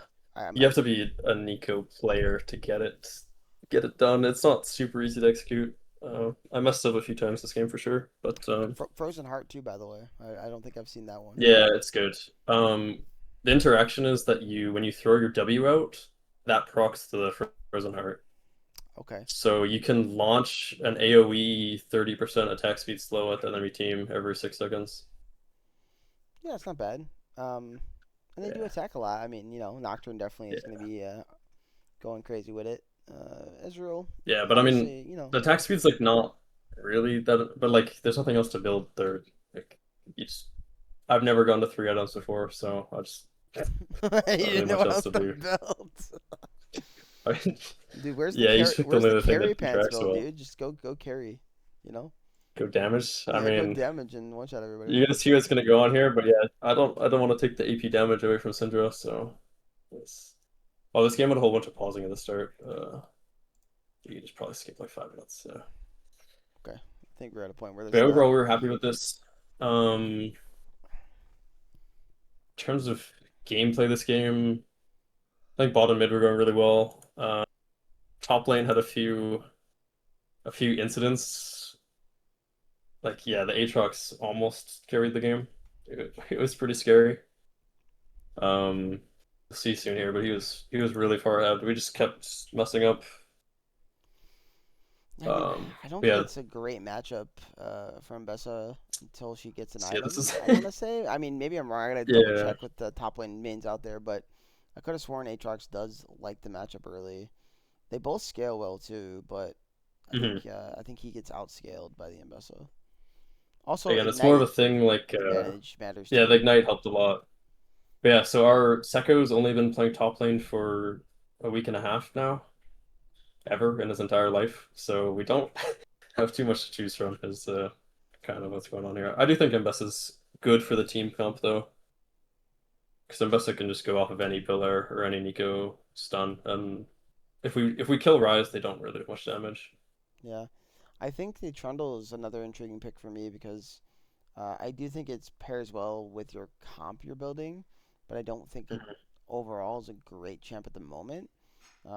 In terms of like, I think it's definitely a counter pick is basically what I'm leaning at. So that's interesting to see. Obviously, in the Nocturne, it's not horrible, so I guess I could see why you'd want to. Um, but yeah, I do think it's interesting. I didn't really the draft on where those picks were. I'm just noticing it now in game. Like, Hmm. huh, Trundle. I don't see this really like ever anymore. I mean, Trundle's definitely not something we're used to playing or have even really ever played before. But there's so many junglers out in the second game already. And again, we have someone that's not too comfy playing lots of champs. So we don't have too many options to pick from. Just give him something That said, I simple. do think Trundle here is good. I mean, we're lucky their 4-5 helped us out with the Trundle pick. But Trundle into no dashes when we just have Syndra scatters and Nico roots running at them, it's way easier for us to land our spells. Yeah. You'll see the build that Trundle goes for later, which also explains a bit of it. Yeah, But I'll peek at it now. What do you do? Yeah, that looks good. I'm not mad at yeah, all. No, I'm not even like the Locket lack of. Vandal fights. No, I think. Well, first It's off, good. Battle Pipes is strong right now, so I'm cool with it Yeah, if it's available for you to build. And Locket is something many junglers can actually build. Not all, but many. Especially the tankier kind of support style junglers. They're happy with it. Trundle kind of falls in that category, especially after he gets his Triforce. There's really nothing else he wants that's offensive. He really just wants to get yeah, tanky stats. He can go for Sundered Sky or even Titanic or even both. Like you could do those three items if you want. That's probably his most offensive setup. But I generally think you're cool with just Triforce. It helps you kill turrets quick. yeah, You murder people if you touch them, and then get defensive from there. So no, I like it. I have no problem with it. yeah. I think I need more Yeah, this junglers game building that. was yeah. We think it's correct as well, man. But yeah, this game was pretty chill. I mean, really, we're happy scaling here. Um, And then our primary goal here is just to punish mid. Again, we heard tons of good things about their mid laner, so we're just okay. If we put them behind, like we're gonna be in a good spot this game. Well, if So Eureka we, watches this, I think he's going to appreciate that you guys were trying to focus yeah, him because that makes him yeah, feel good still. Like, hey, you know what, guys, I got focused. What can I say? I mean, because we don't know anything about any of these other teams. I mean, it also helps us because they don't know much about us. But all I have to go off is watching their previous week games, and it's just Rika and their jungler going absolutely nuclear. So yeah, I mean, we're like, okay, we'll Waverod's had go. some really good stuff top Yeah, lane yeah, too. true. Yeah, we're not. Not yeah. We gotta we need some top lane work and then we'll get there. We'll be able to play there Yeah, I mean, soon. I wouldn't But stress, right? I mean, you guys are three yeah. and 0. You've played some of the better teams in the league. I Yeah. think you're Hmm. right where you need to be. Um, I'll let you touch on the end of the game here in a second. Give me a little more stuff, but um, the benchmark really is probably around 5 or 6 wins, and you're pretty much in the playoffs. There's a chance that maybe 5 wins ends up being like a fifth seed, but uh, I would I would hope a fifth seed can be an eighth seed in play-ins to make it in officially. So Yeah. I would highly doubt at this point you're missing playoffs unless your team just giga collapses. So Yeah. I would be happy We with should be all right. your setup. Yeah, I'd be happy with the current situation. But yeah. As I say that, we're talking at the end of the year. It's like, yeah, so we lost What happened six over straight. there? Somehow we missed playoffs. I don't even know how But we did yeah. it. I think the game was pretty usual stock standard for us. I mean, you could even skip all the way to like 20 minutes if you like. It's the same kill score as it is now. But yeah, it's like yeah, mid jungle or like yeah, mid jungle bot all doing pretty well. Again, I messed up top lane really badly, and same with our jungler messed up top lane really badly, and then the lane got really hard. Oh, sorry, Cozy. That's so good. But yeah, I think we were happy here, just kind of hanging out. Again, they made a really good play on the third dragon. I'm not timer. The third dragon they found a good flank through our own jungle and killed us, and then they got the third dragon off of it. So that was a really good play they did. Oh, you just I'm gonna missed go it. back and find it. Yeah, it's Yeah, Roger's go turn. watch it. Yeah, I don't. They totally outplayed us here. Yeah, I We mean, thought we had really good setup, and we were negligent of what was actually going on. See, I think it's like their Nocturne is behind us. Yeah, and yeah. then we There's been some funny business with these junglers. Let me tell you. I we mean, got we got destroyed here. So yeah, we're trying to push up for vision, and then Nocturne's behind us, and then our jungler dies, and then they get the third dragon. So yeah, really good play from them. Yeah, I mean it's At this point, we're definitely like, okay, guys, like let's not let's chill out. let's not Yeah, int. this CP was bad as well, but Well, luckily you had the it's fine. peel there, so I think that was pretty Yeah, much pop awesome. there's the zoning ult to get out, Yeah, those are but small details that you don't notice a lot as players because we always want to be mhm, like, oh look at that crazy play, look at Faker's 5-man yeah, shockwave, but like small stuff like that, man, like that could have saved the game because maybe if you lose your jungler and top laner there, maybe now the game is really looking scary. yeah. I mean, So especially the Nico dopamine, like you want to just flash in and hit all five, but oftentimes it's just like not even the right thing to do. yeah, and I mean We had a really good 4v5 fight here. yeah, and Aatrox went bot with no TP, so we there just there's your example. baited and If engaged. Bessa is dead there, that play they're making is so much cleaner. Yeah. So Yeah, and then I steal all the kills like a good support. yeah, Um, good job, dude. what MVP right else goes here. on? Rexy go raw. Yeah, I don't think nothing else is really too crazy. They start coming back, I think. Where do we mess up really bad? There's like a fight at 24 minutes and we mess up really bad. I do see the goal lead is close. Oh my goodness. Yeah. I'm watching this play here. If Waingrad doesn't get spotted there, man. Oh. Yeah, we also but if what is it? If the Nocturne didn't flank us on that third dragon, or because he did, we just full covered for the rest of the game, so we were aware of what was going on, so we just full cleared our flank before playing. And yeah, Yeah. we found the Aatrox and got him. The best thing he could have done, ironically, is either one, just turn straight on a Syndra, or two, dash over that back wall, and then you guys don't see him, and The with waste, yeah. yeah, and he could have dodged the vision out, and then you guys would have been like, well, he's not here at that point, right? So Yeah, you can see, yeah, this the main problem that just occurred. We had both our carries sprint up mid when we were finishing Dragon, and then Ryze got a 1k shutdown, and Ezreal got a 1k shutdown. So that put the game in a bit of a weird spot. I think they even got Baron off of it, if I'm remembering correctly. yeah, it's definitely stalling the game out a bit. Because I mean, you guys could easily end the game off of getting Soul here and just acquiring a Baron. But Actually, we got the Baron. yeah, I would say But yeah, they don't have it yet. It was a long time around the Baron. So yeah, like 27 minutes. But yeah, then we all get caught top again. Honestly, we played the second game pretty poorly. Poorly is not the right word. Like we played well enough early to be able to get away with the mistakes we did later. But yeah, we had a lot of mistakes this game. And I mean, Femboys is such a good team. They were able to like, punish every bad thing we did. oh, nice Q So by yeah, Inferno. the game got scary. Yeah, luckily though, like you guys have the range advantage. Once a lot of the abilities are Hmm. used, I mean, there's only so much they can do. Yeah, If they were able to collapse with the Ezra Rise Nami somehow, it's fine. But yeah. I glad mean, you they guys have pulled it no one out. that can tank a Nico stun or Syndra like stun. So Yeah, yeah, it's we were pretty. always happy scaling here. But yeah, we still made it way closer than it should have been. And I mean, honestly, like it's props to Femboys for being able to punish us on it. Yeah, no, they're definitely really clean here. I'll just let the end They of the are game a good play. team. Looks like you guys got the Elder buff, and they're just you guys can kill everybody. Okay, great. Yeah, Elder buff I OP. finally I finally get my flash out dopamine, and then Was that the play we're prior? chilling. No, no, it's just I did it Okay. right there. It didn't actually matter at all. It's just Oh, okay, okay. I the game was probably already over. overlooked it because there was so much just people popping so quickly. Yeah, yeah, but this comp is pretty like we have so much damage here.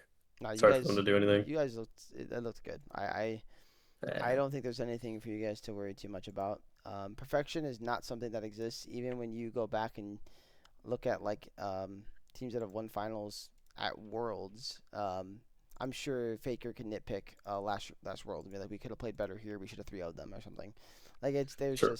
it's just not perfection is not something you should seek necessarily. I think, but um, I think looking to play as good as possible and always looking at plays to improve on is important. But trying to like looking for perfection is impossible. It doesn't exist. So, Yeah, but fair enough. Fair enough. with that said, you guys are a perfect 3-0, 6-0. So I think it's been a Hey, good start to the split. Let's go ahead and let's talk about your I know. sister team because they had themselves Ooh, a fun series here. It was going to be Stun Gaming Incarnate versus Mapogo Coalition, and keeping to what the trend of this team has been since they've joined our league, and I'm referring to Mapogo Coalition.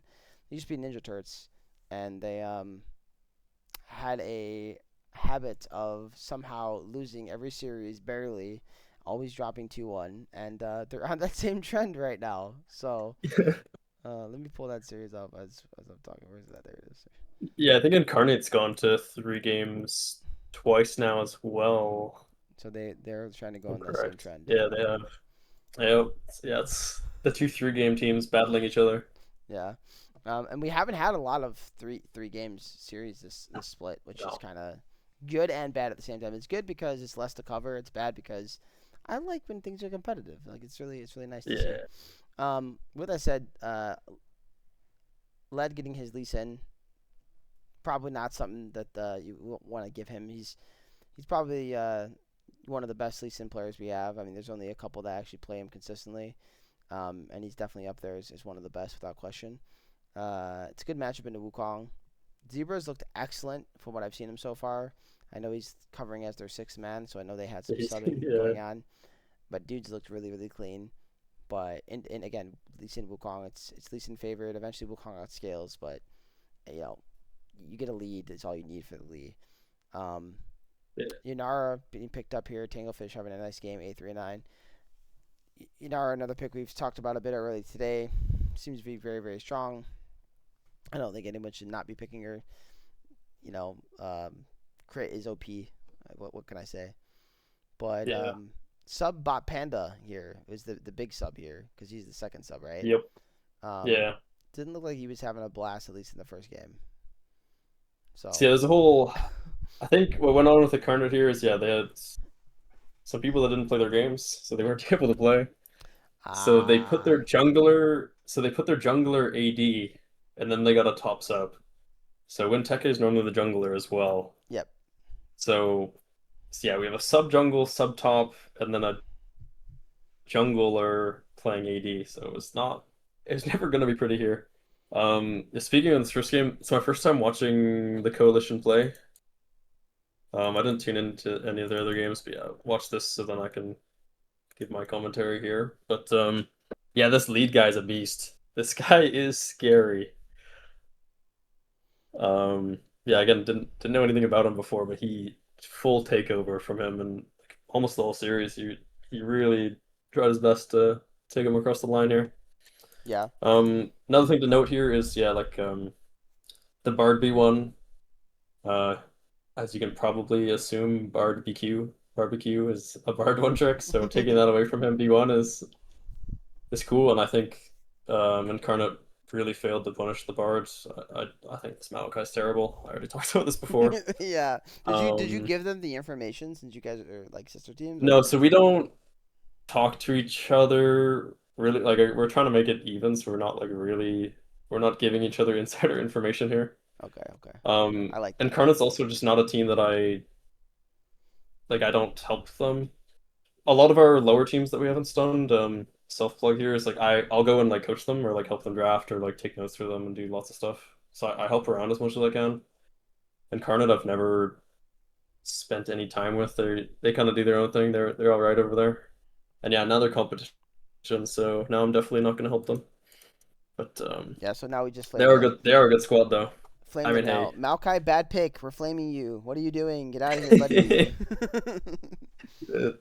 I mean, I think we play them week 5, and that's going to be the battle. Yes, I'm excited for it's that gonna be one. fun. We actually have a lot of top teams playing over the next couple of weeks, so Yeah. it'll be interesting how it shapes out. Really at this point, we'll wait till we do power rankings. We'll just finish talking about the game. I don't want to get too much into semantics of what could be looking like for the rest of the season. Yeah. So, but In terms of Yeah, so in terms of gameplay for this, I think the Coalition's mid laner played super well this game. I think he got up to like 4-0 at like 13 minutes or something I've written down in my notes. So just like if Victor's winning that hard early, the game's so easy. I think Victor I don't like as a champ too much right now. I think he just takes too long, but getting 4 kills and getting your upgrade instantly kind of removes that problem. So yeah, I think big shout out to him, and then yeah, lead as well, super well played, Yeah, I mean that's just a really at good. least for the early portion I here. mean, it's a beautiful taxi set up there. He's trying to get in. He doesn't end up getting the kill. Mhm. It's like that's an example of his ability of being like, you know what, Yeah. I'm still gonna make this gank work. I don't care. Um, as a Lee Sin main for many years, I love seeing stuff like that because there's so many different avenues for the champion to find ways to be impactful. And just because the gank doesn't look like it's possible, you'd be so impressed to know what is and isn't possible with this champion.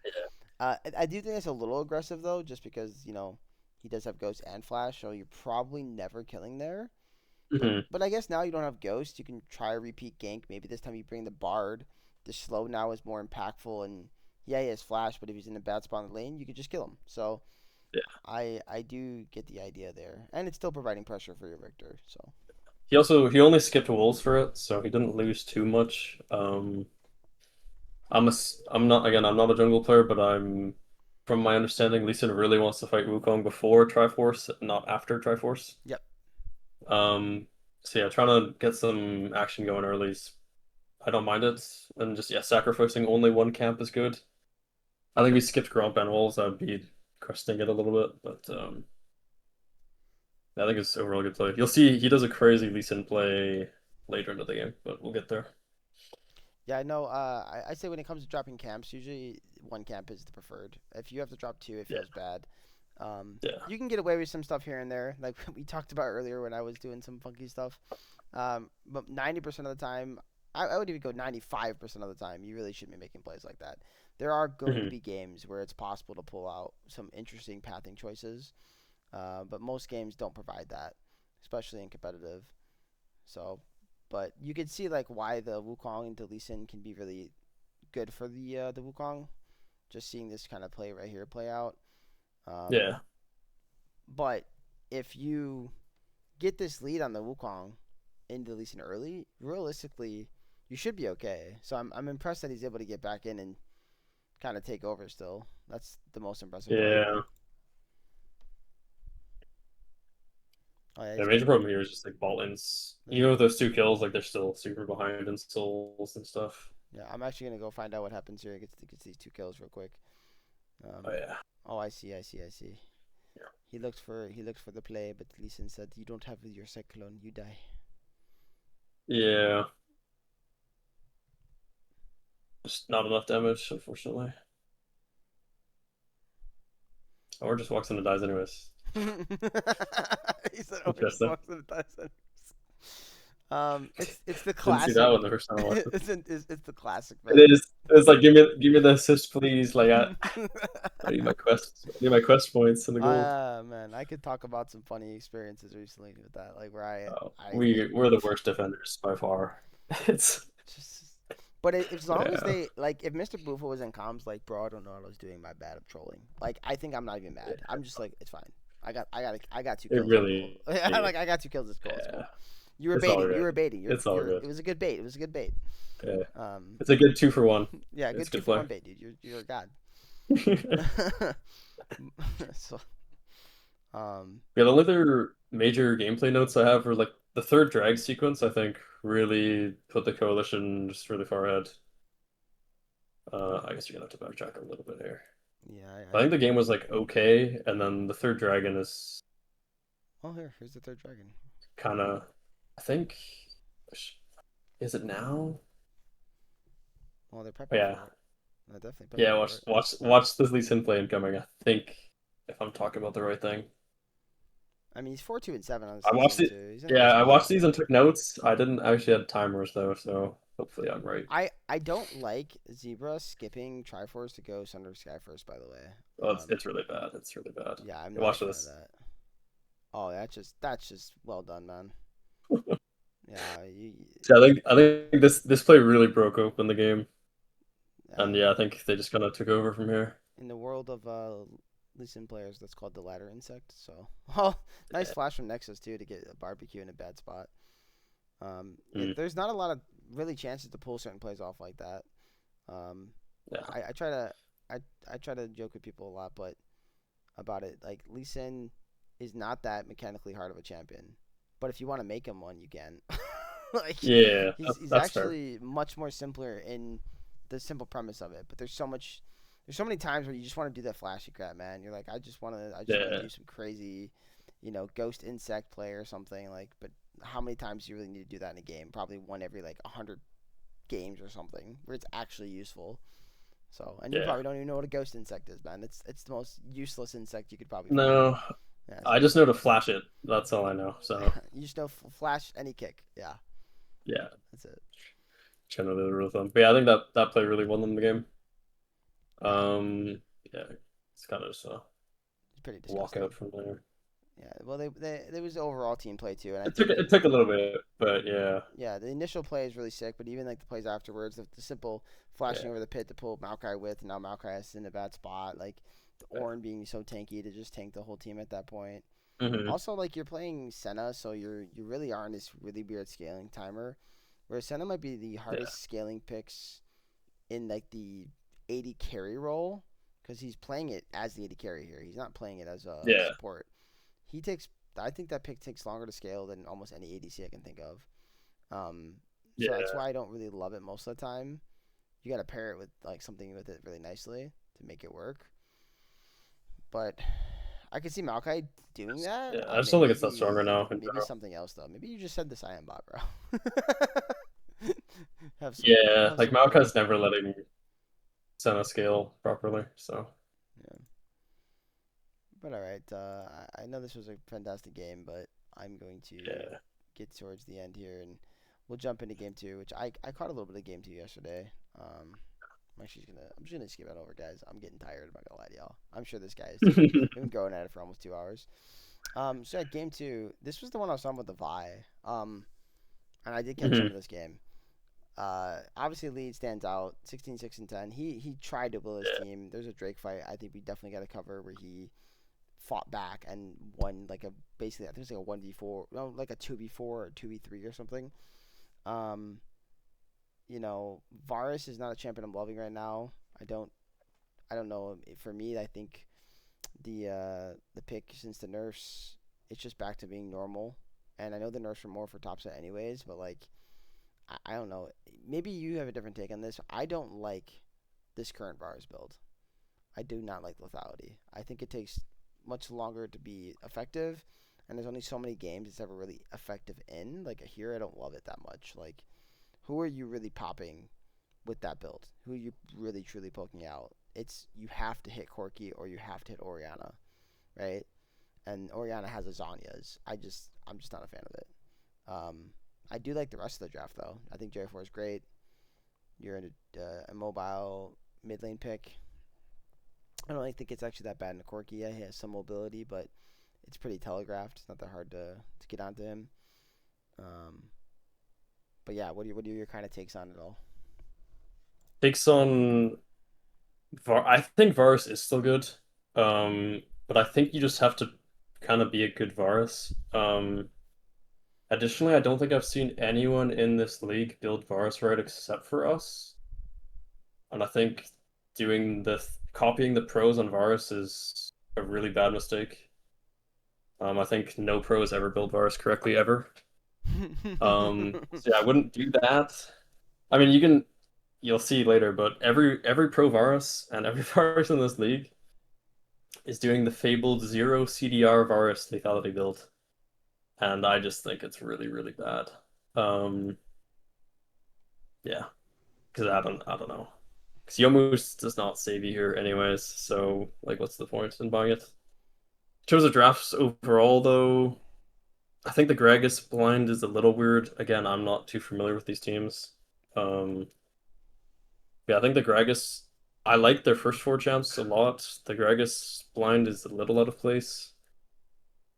And then I also just don't assume Mbessa would do well into Gragas, but it turned out okay. So like I don't really like the R5 Mbessa either.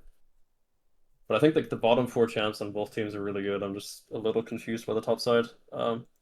Yeah, I think the draft is really even. This draft doesn't have either team win or lose the game, so there's all kind of gameplay stuff on this one. Which the gameplay was definitely insane. Like this was a really fun Yeah, game. this is a fist fight. This is crazy. Um, But a lot of it was a lot of back and forth between both teams. mhm. Eventually, I think Incarnate got a bit of a lead, but it was more based off of some later game team fights, if I remember correctly. I do think they had the Yeah, I think it was pretty advantage. even for a while. The main things I have down are like actually it's not even for a while. Where'd they blow it open? Even 9 minutes to have 10 kills. My main notes for this one were just I just said just a mid jungle takeover. I think Lysander Zebra did really well this game. Same way how Coalition mid jungle did it done the game one. They kind of did a back game too, so that was cool to see. I think RE2 is she's creeping back up into like a status where she's pretty strong again. Um, Hmm. I was seeing her picked a lot where I was like, I don't know if how I feel about this champion, but the more and more I see her now, I'm like, okay, so she's actually in a pretty good spot. The items that they brought in do kind of favor her a little bit. Um, Orion is something I've talked about a lot, who I do think is a bit busted at the moment, but it's more still comp dependent for sure. Um, Hmm. but yeah, you're into J4 Ari. That's really difficult for you to play the game. It's tough. Yeah, I mean, I think Ari's I think Ari's the best champ in the game right now, at this patch at least. That is in terms of like solo queue stats. But yeah, Ari's super, super strong. Yeah, Ari's sitting at a 53.6% win rate in Emerald Plus on a 15% pick rate, which is just insane. Like no other champ does that. So we do think Ari's really strong right now. Oriana is as well, but yeah, again, you need kind of that team coordination to make it work. It's not something you can just kind of blind without a draft idea coming in to like support it. I also think you should be going whatever your first item on Ori is something that like is one shotting kids out here. I don't Yeah, I don't know if he ends up building the Seraphs first, but I do think that's correct. I agree. he I does. He goes Seraph, yeah. Smirk Treads. Yeah. I know you're behind, I but think like just Merc go Treads is damage. okay, but yeah, I just don't like the Seraphs. I mean, in the when you're mid jungle is like Vi Ori versus Jarvan Ori, just whoever lands the one shot first is just gonna win. And I know that's obvious, but building Seraphs does not let you do that, unfortunately. No, and I don't even think it's ever correct. I think right now like just forget the tier. You don't even need to build the tier. Just don't be crazy with your mana consumption and go for the something really strong. I'm trying to think of all Mhm. the AP items. I can't right now, but um, there is like I've seen her every time she's picked. She's one shotting on one item. That's what I'm watching. Like Yeah, she's just deleting people, even when she's not that far ahead. And sometimes even like she's still one shotting. So if you're going these Seraph scaly builds, like you're losing so much advantage that you could have to blow up people earlier on in the game. Where before Oriana didn't feel like that, So having that ability yeah, I think that's fair. matters a lot at this current moment in the game, especially against Ari too. Again, like Ari's known for like one item spiking, one shotting people, so she's like a pseudo assassin. Yeah, but yeah, I think Incarnate just played really well around Dragons this game. After the mid jungle played well, they played for the right win con and kind of drowned them out a little bit. Yeah, they did. I will go find that Vi play though. I gotta find it because it was Yeah, insane. go find that thing. Go find that thing. And where was it? It was definitely a Drake play. Um, was it It was this like one? fourth drag, I think. Yeah, it might have been. I'm watching this one to see if it's this one. That's definitely not this one. He's dead. He is dead. So it must have been the fourth Drake. It's hard to Um, like scavenge through these things now. I know, like unless you have Yeah, like a it's fourth. It's timestamp, fourth. unless you have a timestamp, man, it's so difficult. Yeah, Yeah. they got their inhibitor right, and then Yeah. they Yeah, fought. it's before the fourth drag. Yeah. Yeah, I'm already in 'Cause the I middle of the think they fight. fight on the front end. Yeah. Yeah, I'm in the middle of the fight now. They got so much gold there as well. No, they already had the Drake. I think it was a fight before this. Yeah, no, it's before. I think it's like on their base. Yeah, it's this. It's this, I think. Okay, because he If I'm pops off. remembering Like correctly. it's so close too. Like oh my god, that travel distance because That's he the flashed. longest wild ever. I'm coming with you, man. Like you're not going nowhere. I don't even know if it was this one to be honest, but this was definitely a clip. There was I mean, something where this like gives Vi like 1K gold, I think, because she kills yeah, the Jarvan here. I could have sworn there was a clip where like everybody in his team pretty much died and they two manned fought them. That's the clip I'm thinking of. So Mm. maybe it is this clip. Maybe Corky and Gragas get popped here or something. We'll let it play out, but it's definitely one of the series of the year. It's got to be. It was. Oh, it was a fun one. The third game was crazy as well. Yeah. So we got to watch the third game because we finished our series early. I wish I didn't. I didn't miss it. Okay, so it wasn't this one because there's. It must have been the next Drake because there's one where they flash all over the pit to try to kill Vi. Does that ring a bell? No, but it's happening at 28:30, Oh, I is it think. that early? Yeah. So it's 28:30. oh I'm 28:30. sure. Yeah. Yeah, no, it's this 28:30. Yeah. Okay, yeah, because this fight right here that breaks out at like the 27:45 minute mark, that's the one that like his team ends up all falling. I think Alistar gets a little excited. Nexus was like, I gotta get in there, and then gets nothing for it Yeah. and has to burn his ulti for basically free. And so they're forced to fight, and it doesn't go in favor. And this was the point where like they could win. Like they 100% were back into the game. The gold was even. Was really nice charm by Lysandre though. I'm not gonna like discredit Incarnate either, but I think Nexus was playing Hmm. a little too forward and aggressive. So Yeah. I mean, to my understanding, Nexus is pretty enchanter based, right? Everyone in I the Twitch chat was like talking about how he picked a melee champ. I I mean don't totally know. Again, I don't know anything about these players really, but I think he can play a little bit of everything to be honest. But yeah, he so I definitely watched likes his his enchantress. Seraphine last week, like 1v9 at the game. Oh It was yeah, actually crazy. it was cracked. So uh, yeah, like this is. I'm Um, assuming this is what you're I talking feel like about. they just stay on the Drake though too. I think we were watching it with my team and they're like, just stay on the Yeah, no, Drake. you don't. Like, why are you jumping Just off? flip it, like whatever. Yeah, Yeah. but like the fact that he's winning this is just crazy to me. I'm like, what in the world? But I also think Nexus can live here if he just leaves. Oh, okay, no, he does leave. I thought he died actually. Oh, he's He's cowbelling chilling. it. Yeah, What a troll. I mean 2519 is pretty good for an Alistar, especially like when your team's losing. Like it's a pretty impressive scoreline. Yeah, no, it is. But they did fight back. Lead really wanted to win, and this is where I had to click off the game because the boys wanted to scrim. So I was like, shit. Ah, Yeah, lucky. that's why I didn't cast yesterday. So initially I was supposed to be out Mhm. of town. Then the plans got canceled because the weather up in Wisconsin is really bad, and my dad Oh yeah, that's told me you're not coming up, buddy. I don't want you driving in this. They got like 8 inches of snow on Friday or something. So Mhm. all that stuff got canceled. And I was like, God damn it!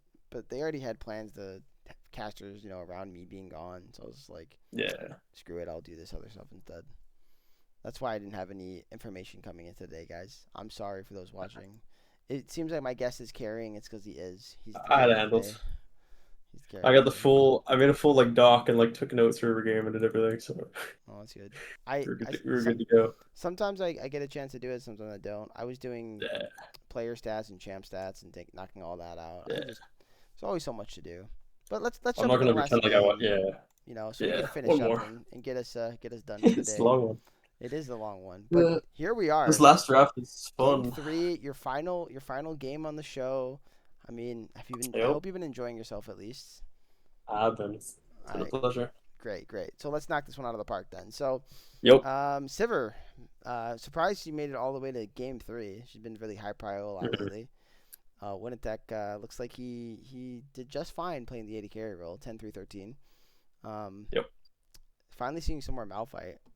Malphite gets buffs in jungle. Everyone plays him at the beginning of the season. Now I'm not seeing him anymore. Come on, guys. I need more Malphite jungle, man. I want to This play was him. a Malphite top, I but know. That's what I'm saying. I it was need like Malphite a jungle. blind Malphite top. It was crazy, but Bob Panda played really well. Well, he is blindable. People just don't believe me. But I Yeah. guess the Lysander's like, I'll take the Silence Boy. Don't worry about it. Yeah, so they 4-5'd Malphite Silas. So then they couldn't pick Silas when they locked the Malphite. It's a interesting idea. I Don't hate it, mean, I guess. But I'm kind of scrolling through the actual draft itself now to kind of see where things were yeah, at. I mean, yeah, if you're yeah. looking at this, So I like like Silas can it's play actually here. good. Yeah, Yeah, no, Silas likes playing into Galio. and then you have Honestly, the my Seraphine alt. It's pretty yeah, nice. the only I have like one major concern for each team and like in this draft. I think picking Braum into Ash Seraphine is really bad. Like, yes, Braum can kill the Seraphine ult with the shield, but I think if Braum is just like Lulu, for example, I think you're just way happier at all points in the game. Yeah, And also picking Viego with no engaged support, I think is also interesting. They covered for it well with Galio Volibear, but Viego basically always wants like a Nautilus or Leona on his team. yeah, 100%. I'm I gotta take some Viego. I'll get to you, but we'll touch on the Braum stuff first because I think if you eliminate Ash and maybe throw a different AD carry into the mix, Braum's fine here just because like yeah, you might lose lane. I get your point. Like you're double range. I get it, but my argument is being able to block that Seraphic ulti is so impactful in my opinion. It's just about then can your jungler impact the bot lane? And if the answer to that is yes, then you're fine. You know, Yeah. uh, Yeah. so It's more my thing as a bot laner here. Ash Seraphine should not let Sivir farm ever. oh no, no, It should absolutely. be completely Ash unplayable. is harder for even like because like as the Braum, if you step up and you start getting autoed and then the Q comes out from the Ash, like you're just pretty much Yeah. dead. That's why Hmm. I agree with you. Like it's Ash Seraphine specifically. That's pretty frustrating to play. Yeah. But I'm thinking in my head like Yeah, I think one of the other is good, but yeah, if you I also eliminate just don't one, think Brahms very good. I think he has really good spots. Like I think some games he can be one of the best champs in the game, but I just think blending him is not good anymore. He's been nerfed like 6 patches in a row, I think. and he's still getting played, that So shows you how yeah. ridiculous the champion is. Yeah, it was like a year ago, yeah. But The other one that I want to point out, I agree with your Viego take, but I actually think, and I've been saying this for the longest, and I don't care what anybody says. I don't even care if a pro player came in here and had a conversation with me because I'm gonna be honest. I think they're wrong. I think Viego is just trash. I think it's garbage. yeah, I I do not like its I win agree. con because its win con requires you to get resets, and I do not love resets as a win con in competitive play because it's so easy to play around. It's so easy to Yeah. communicate that, you know, like for example, Hmm. when you play into Darius in a competitive scenario, if you ever are the tank and you get 5 stack down, you're basically telling your team run, guys, run, run, run. I'm dipping, Yeah. I'm dipping, I'm flashing, I'm leaving. Like we're fucked if we stay, right? Or what you're looking to do is you're looking to let him 3 stack you, and then you just are trying to flash away, run away, whatever. You've done your job probably, Um, like eh, I just hate reset champions, with the exception of like maybe Yeah. Tristana. Like Tristana's fine, I guess, because Yeah, I think Jinx is good as well. yeah, but But their resets are just not like that. They don't really win based yeah, off their it's not resets. game it's not like mandatory. It's Yeah, like it's not yeah. Katarina, you Yeah, know. my major thing with Viego right now is I think he doesn't really have a rune that he likes going. Like Conquer is okay, PTA is okay. And also the items, he doesn't have any items that he loves right now either. Some people go like the Kraken build, which lead goes here, and it's like okay. But like the Bruiser builds also feel bad. I think he just doesn't have an item that's super suited to him, which is funny because he has an item named after him. But Which I think that item yeah, might it's actually Viego's just in a be weird good on him, spot. ironically enough. But I think it's fine. Yeah. yeah, I don't. You are kind of right. There's nothing that's like fitting him well. Like it's not no build Mhm. that's OP on the champion at the moment. So yeah, Um, stepping into gameplay a little bit, like Viego gets off to a really good start. Like I think Coalition gets up like 3K in like 12 minutes, I've written down. And Viego's like 3-0. And then they just kind of it just kind of peters out. I'll bring it up when I see it, but there's one thing Viego went collector second this game when he was 3-0, and I think it was really bad. especially into like Malphite, Braum, Xin Zhao. Even Silas has high base armor, so kind of put them in a tough spot.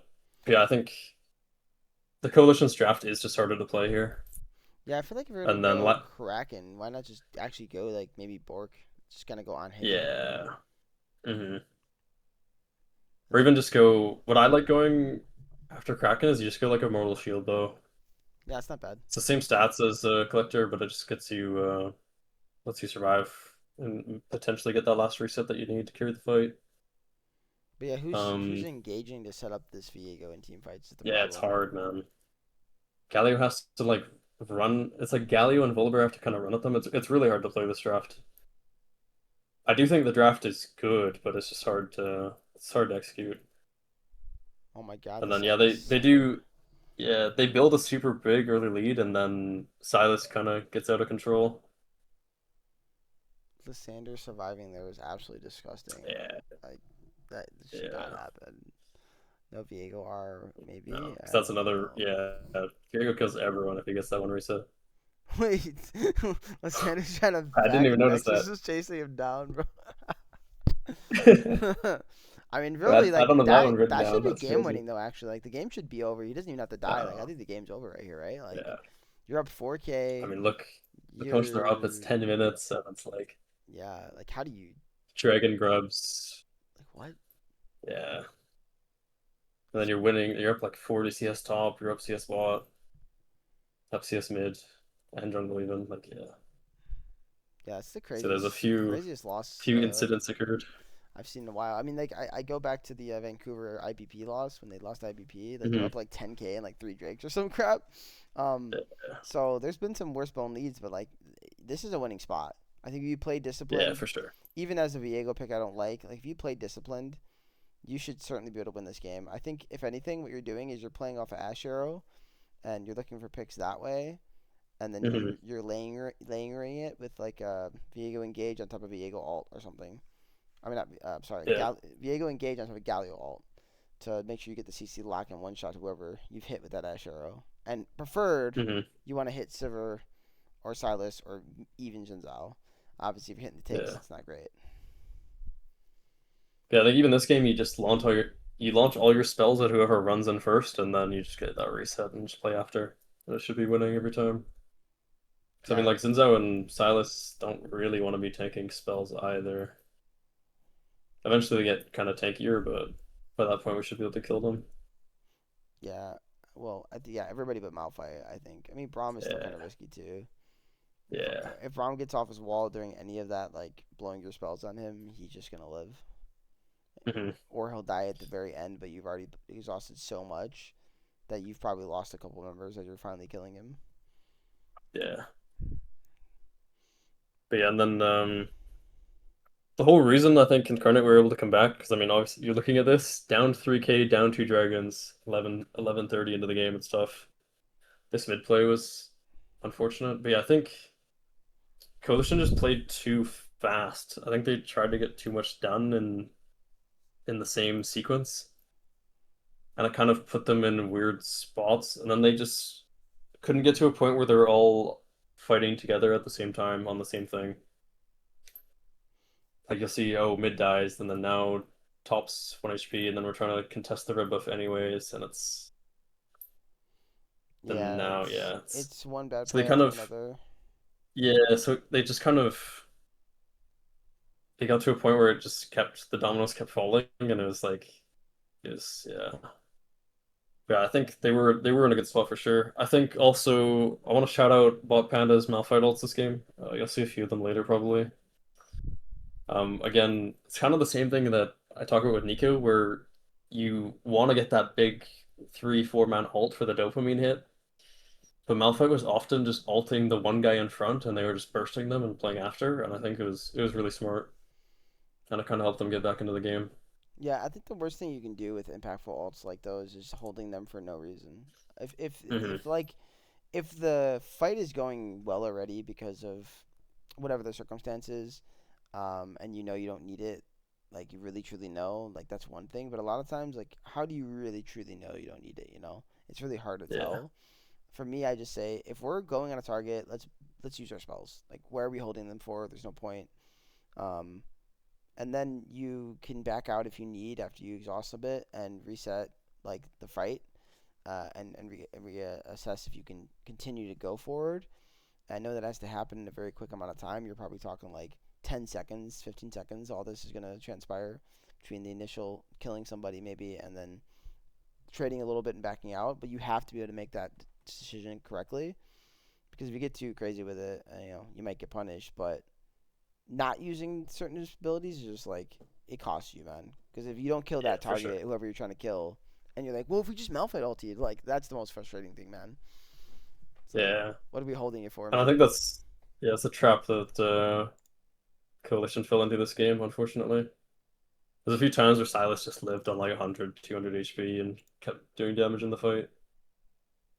Um, the last notes I have for gameplay, there's a big sequence at 22 minutes that I think kind of wins Incarnate the game.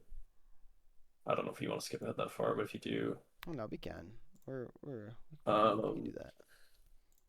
Make sure I don't it's miss right the here. actual So the yeah. actual fight. You know.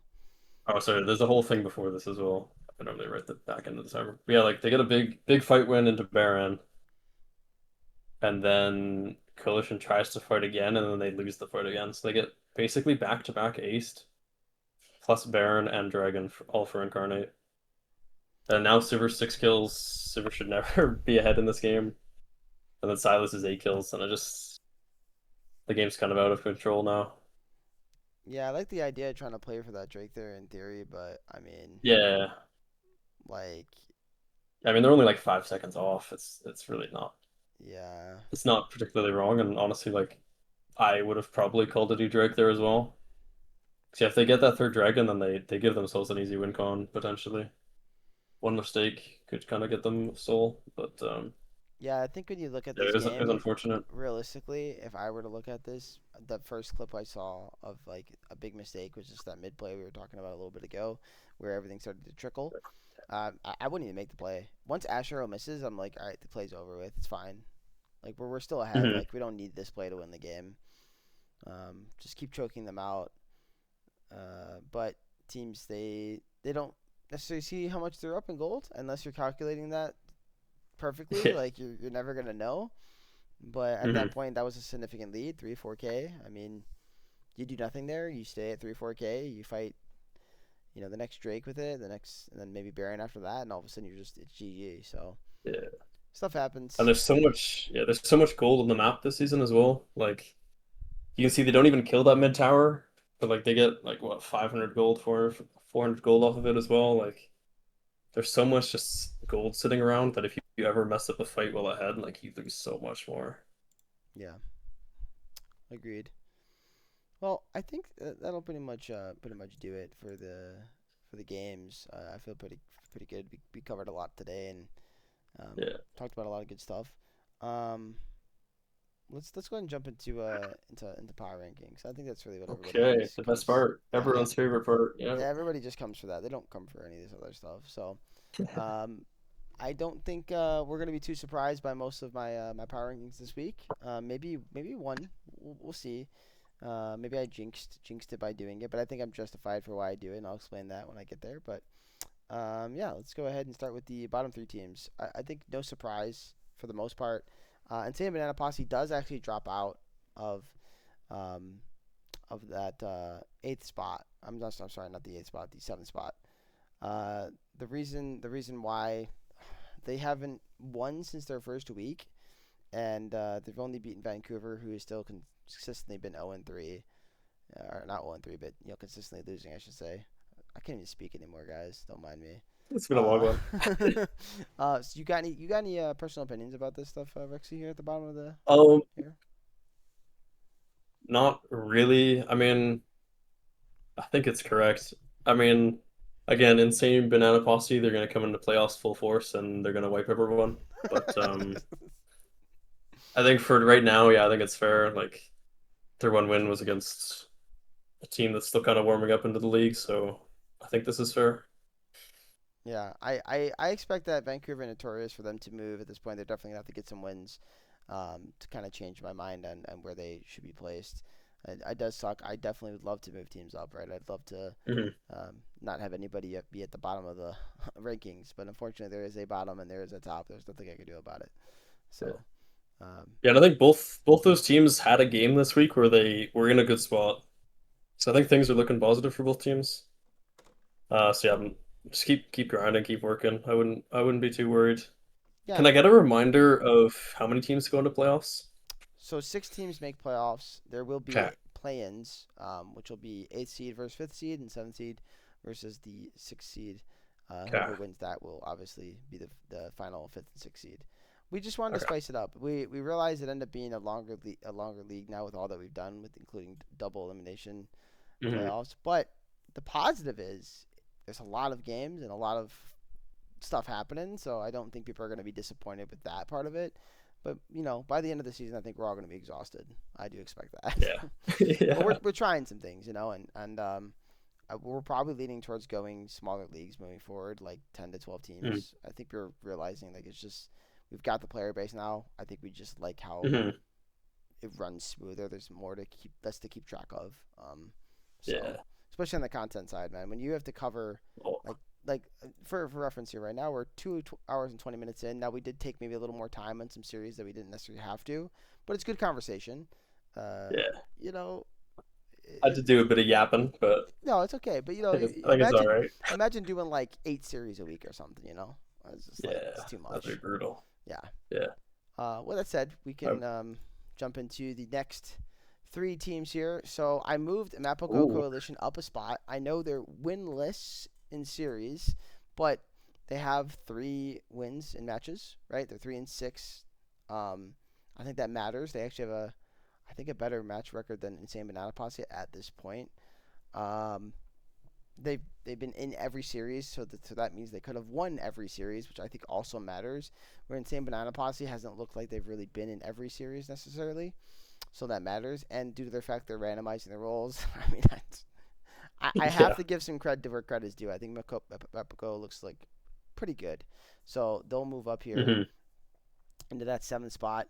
I kept Scorch at the 6th spot. I think their match they had Notorious Thieving Raccoons. If anything, Notorious Thieving Raccoons looked better into them than they have almost anybody in the league at this point. I don't know if that's a bad mark or not. I don't want to really sit there and say that because I feel like more that's NTR improving, right?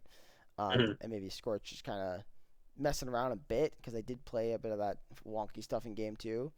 Um, and then Femboys, they drop a spot, which I was tempted to not drop them because I think they're an elite roster. But at this point, like that game 1 looks pretty bad. It's kind of hard to ignore that game 1. It was pretty much a slacking. So Yeah. One thing I do want to note for Femboys is I think they are a really good team. I think they've had a really unfortunate schedule so far. yeah, and I took that into Um, account too. But like I yeah. feel like if they looked good, I wouldn't have moved them. But they Yeah, didn't. I do think They don't look particularly good in game 1. yeah. I hope this is a bit of a wake-up call for them. Again, like that game one, I think their draft put them in a spot where if we do what we're supposed to do, they cannot win. And Yeah, I think maybe they're used to getting away with that, and I think now they've learned that they can't get away with that. So I think they're gonna come back super strong in the next couple of weeks if I have I would be I really guess. surprised if they stay where they are on the power rankings. I'm sure they're Mm, going to move up. I'm not doing this as a because I already know they watch the show too. I'm not doing this because I think they're a bad team. I'm doing this because at the end of the day, like it's week to week league, and as things mhm, change, and what I've seen from them so far, I can't sit there and be like, hey, you guys are still just the top dogs. Like you got to earn your way back up, and I expect they will. But as yeah. of right now, they do drop a spot, falling in at the number 5. Uh, Okay. so we can. Well, I mean, we already know now what the top team is, but we'll just wait to reveal it anyways. Yeah. So coming up, moving up a spot is Hidden Leaf. I think Hidden Leaf has just progressively gotten better since their week 1 loss. I think their week 1 Mhm, loss is probably one of the best losses you could have, and that was against you guys, right? Um, yeah. very close Yeah, they series. played well. So I moved them up one. I put them in the number 4 spot. I had a lot of back and forth with this in my own head because I've never ranked my team this high ever in a power ranking because I'm very humble about it. But I went, you know what? At the end of the day, We've looked really good in almost every match we've played. We are undefeated. We haven't dropped a match, and Incarnate technically has now dropped 2 games. But we play each other this week, so it doesn't really matter. So nonetheless, like it makes it. That's why I Ooh, said maybe I jinxed it. Maybe I should just left us down a well, that's a spot. battle. Yeah, I should just left us down a spot. But That's must see TV must see there. TV, yeah, for sure. Um, so it was really weird. It was kind of hard. I didn't really want to do it. I felt like what I was thinking like what would I do if I wasn't me is basically what I jumped into, and I was like, if I Hmm. wasn't me, I think that person would move us up. So that's Yeah, kind of what I did. But trust me, I still think Incarnate might be a little better, but I think we could beat them, and I think we'll see. It's gonna be a yeah, great series. They're a fantastic team without question. So that'll be my number 2 and 3 right there. And then last but not least, I'll let you give feedback on the top 4 here in a second as well. I'd like to hear what you yeah. have to say. Yeah, you guys at number 1. So, um, any take on the top 4? Um, I would say you can't put the 6-0 team not in second. I do think you guys have had a relatively easier schedule compared to Incarnate, but again, you guys are 6-0 in games. Really can't dispute that. I think Hidden Leaf and Femboys are interesting because I think both of the teams are very similar. We've played them both now. Both have really strong mid jungle duos with a top laner that can just pick some crazy stuff and carry a game as well. So yeah, I think both of these in here are fine, but I could see both Hidden Leaf and Femboys like climbing up really fast.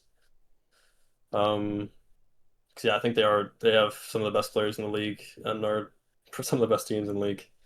But yeah, I think this league is or your ranking, I think is totally fair for the moment. Yeah, I would probably be the exact same from me. Appreciate that. I don't think I get that a lot, so I think I've been feeling good Yeah, about these rankings. It also helps when yeah, there's not as many teams to rank. I'm not gonna lie, that also helps. yeah. Um, Well, I but mean, yeah, just the way you explain it, where it's like just this current season only, I think this is correct. I do think like if we're measuring potential, I think there's things that are different here, but yeah, at well, the moment, I agree with this.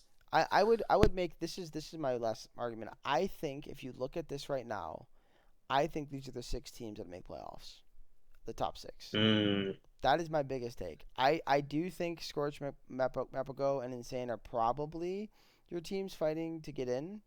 Um, Now Vancouver's the interesting one with the roster changes. We'll see what they look like, so I'm not going to completely discount them. yeah. Um, Raccoons from week to week, if they improve, you never know. I mean, if they could just jump into that 8th spot, they could at least somehow pull that one out. Like that's still possible too. But I do think that's your top 6. In any order you want it, it's gonna break it down at some point. Um, because I mean, if you just look at Mm, standings real quick, we can take a peek here at standings. You have 2 teams that 3 teams at 3-0. The odds of those teams missing at the moment are like probably like they probably make playoffs like above 90% right now. Like that's their chances. mhm. So sub 10% they're missing. The likelihood is so slim, right? Then you look at Leaf, Scorch, and Femboys. So yeah, Femboys is 1 and 2, but we know their history and how good and elite they can be. It'd be crazy to discount the fact that they've won back-to-back splits. So I'm just never gonna say they're not gonna make it. Leaf has been consistent as well, being able to make playoffs. They're also 2-1, 4-2, game record. They've got most of their hard games off their schedule at this point. If I can't imagine them not getting 5 or 6 wins as well. So that's kind of my theory. I am interested with the Scorch one because I think Scorch has won some good series. Like Mapogo is a really good team that just hasn't won a series, right? That's a good Mhm. win. That is a very good win for Scorch. VIP is kind of the same thing, I think, in my opinion. I think they're another really good team that hasn't won a series. So they have some decent wins. Um, Yeah. but they're the wild card for me. I can see them finishing just barely out of the playoffs though. Mhm. So, but I could see Yeah, them I don't want to finishing with look 5 ahead. wins. Yeah, I don't want to look ahead too far, but I'm looking at the week 6 schedule, and I think week 6 is going to decide a lot of what happens in playoffs. There's a lot of even matchups going on in there. People, yeah, like Yeah, I can see especially yeah, that. the MC IVP team, and then yeah, the Leaf against Incarnate. I think it's those are going to be two really insane games that will have a big effect on playoffs. Yeah, I mean, even like the week 4, there's some conversation there. I mean, Mhm. VIP with the new roster, if they come in and look True. elite and they knock Leaf off, everything shifts. Like everything Yeah, is a whole new you're right. conversation. Um, I think the IBP Scorch is interesting because if Scorch doesn't win that somehow, if IBP pulls it off again, now we're looking at a bit of a shift. It's not the top of the bracket, but that middle matters a bit, right? And That win then for Scorch is gonna put them in such a good spot it'll if put they them in get a, it. it'll be yeah, they'll be in a great And then they're spot. 3-1 and they're yeah. Yeah, they're looking pretty clean there. Mapago kind of needs this win right now against you guys. Yeah. Um, It's so sad. They've won a game every series. It's like this is it'd be yeah. classic right now though. It'd be really really funny. You come on the show, you get What kind of like the Madden cover jinx. Like you get the show jinx. Maybe I start a trend and somehow that starts happening. it's You guys get 2-0 next week. not the Um, caster jinx, it's like the yeah, show. yeah, it's the Yeah. show jinx. Um, and obviously Small Brains and Stunners, obviously like that's a huge series. I mean, Yeah. like really, both teams probably want to get a win in there. Well that's big actually. Yeah, if they go, Yeah, wait. if it's a 2-0 sweep for either team, that's gonna feel horrible. So I think you're looking for a 2-1 no matter what. Hmm. As the losing team, I'm not saying you're going in with the mindset we want to go 1-2. I'm saying like getting a win is probably the most important thing. Get a game win, and Yeah. then if you lose and you drop a series, it's fine because you're gonna have that still pretty good game record because you have another win in there. That's best for After your team. after after game record, does the tiebreaker game score and then head to head? Or is it head to head then game score? I honestly got to double check my our tiebreaker rules because Okay, we okay. changed them up a couple times. But if I remember correctly, it should be. So don't everyone quote me on this damn show because I gotta go double check my own Okay. rules. Um, but it should be obviously game record first, like right, and Okay. then Yeah. after game record it would be the head to head, and then after head to Okay. head it should be matches. So So sorry, match record, then head to head, then game record. okay, no, I guess I said it wrong. So Yeah, no, how I understood. I understood what you were saying. yeah, okay, So match record is like the series record, yes, match and record should game be record is like first. the individual. Yeah, Yeah. yeah, I tweaked. Okay. Okay, so match record would be Okay. first. Then it'd be the head to head.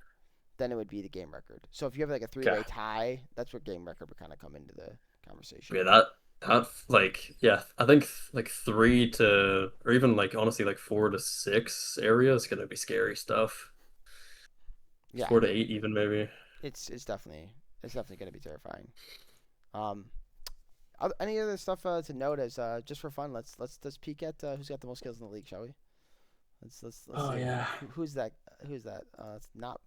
Oh, you Oh, gotta filter it the other way. I just gotta scroll up. Oh, look, Lysander. Hey, but Lysander. he's got 8 games, and Led's got 9. Yeah. So who's got the most at 6? Zebra with 5 at 50 is crazy. I Yeah, think that there's yeah. that's not even a main starter. I think the That's a highest six average man. probably. We don't have average. We could add Yeah, it. It's not that hard it'll to have to do, be. but he's Yeah. got to have the highest average right now. But technically, our 30th is probably the. If you really want to look at it, that guy's the highest kills because he's got less Yeah. games than those top 3 right there. Yeah. But if you guys aren't utilizing this, please do. We're putting all this stuff in. It's fun to track and see. Yeah. For you now, I don't know if your team knew this existed as well. So here it is.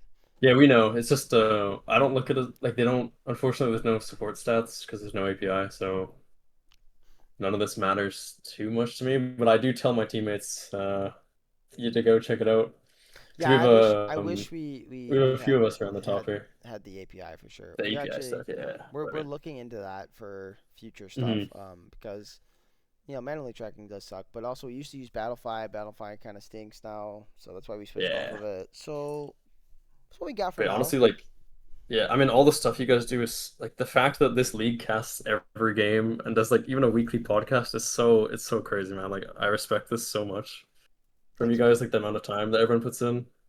I think like anyone anyone that's watching this, yeah, give a follow, give a like. Like we gotta support these guys and help them out. They're doing so much for us. Like we should really be giving back as much as we can. Well, I appreciate that, man. I really do, and I hope everyone enjoyed the episode. I hope you enjoyed our guest today. I did. He definitely carried this episode. I'll be better next week. I'll watch more games and cast more games. Um, this was my weird week. So, yeah. Other than that, man, good luck next week. It'll be a fun game for you guys. So, or a fun But series. yeah, And thanks for hopefully, having me on, and yeah, good luck to anyone that we play in the future. Looking forward to it, especially the insane banana posse. I'm scared of you guys, and I want to battle you guys. I think it's gonna be fun. So just attack Rexy and tilt him. And that's how you the win. I swear. That's how you do game plan. it. Yeah. All right, man. Thanks guys for watching, and we will see you guys in the next episode. So we're out. GG. See ya.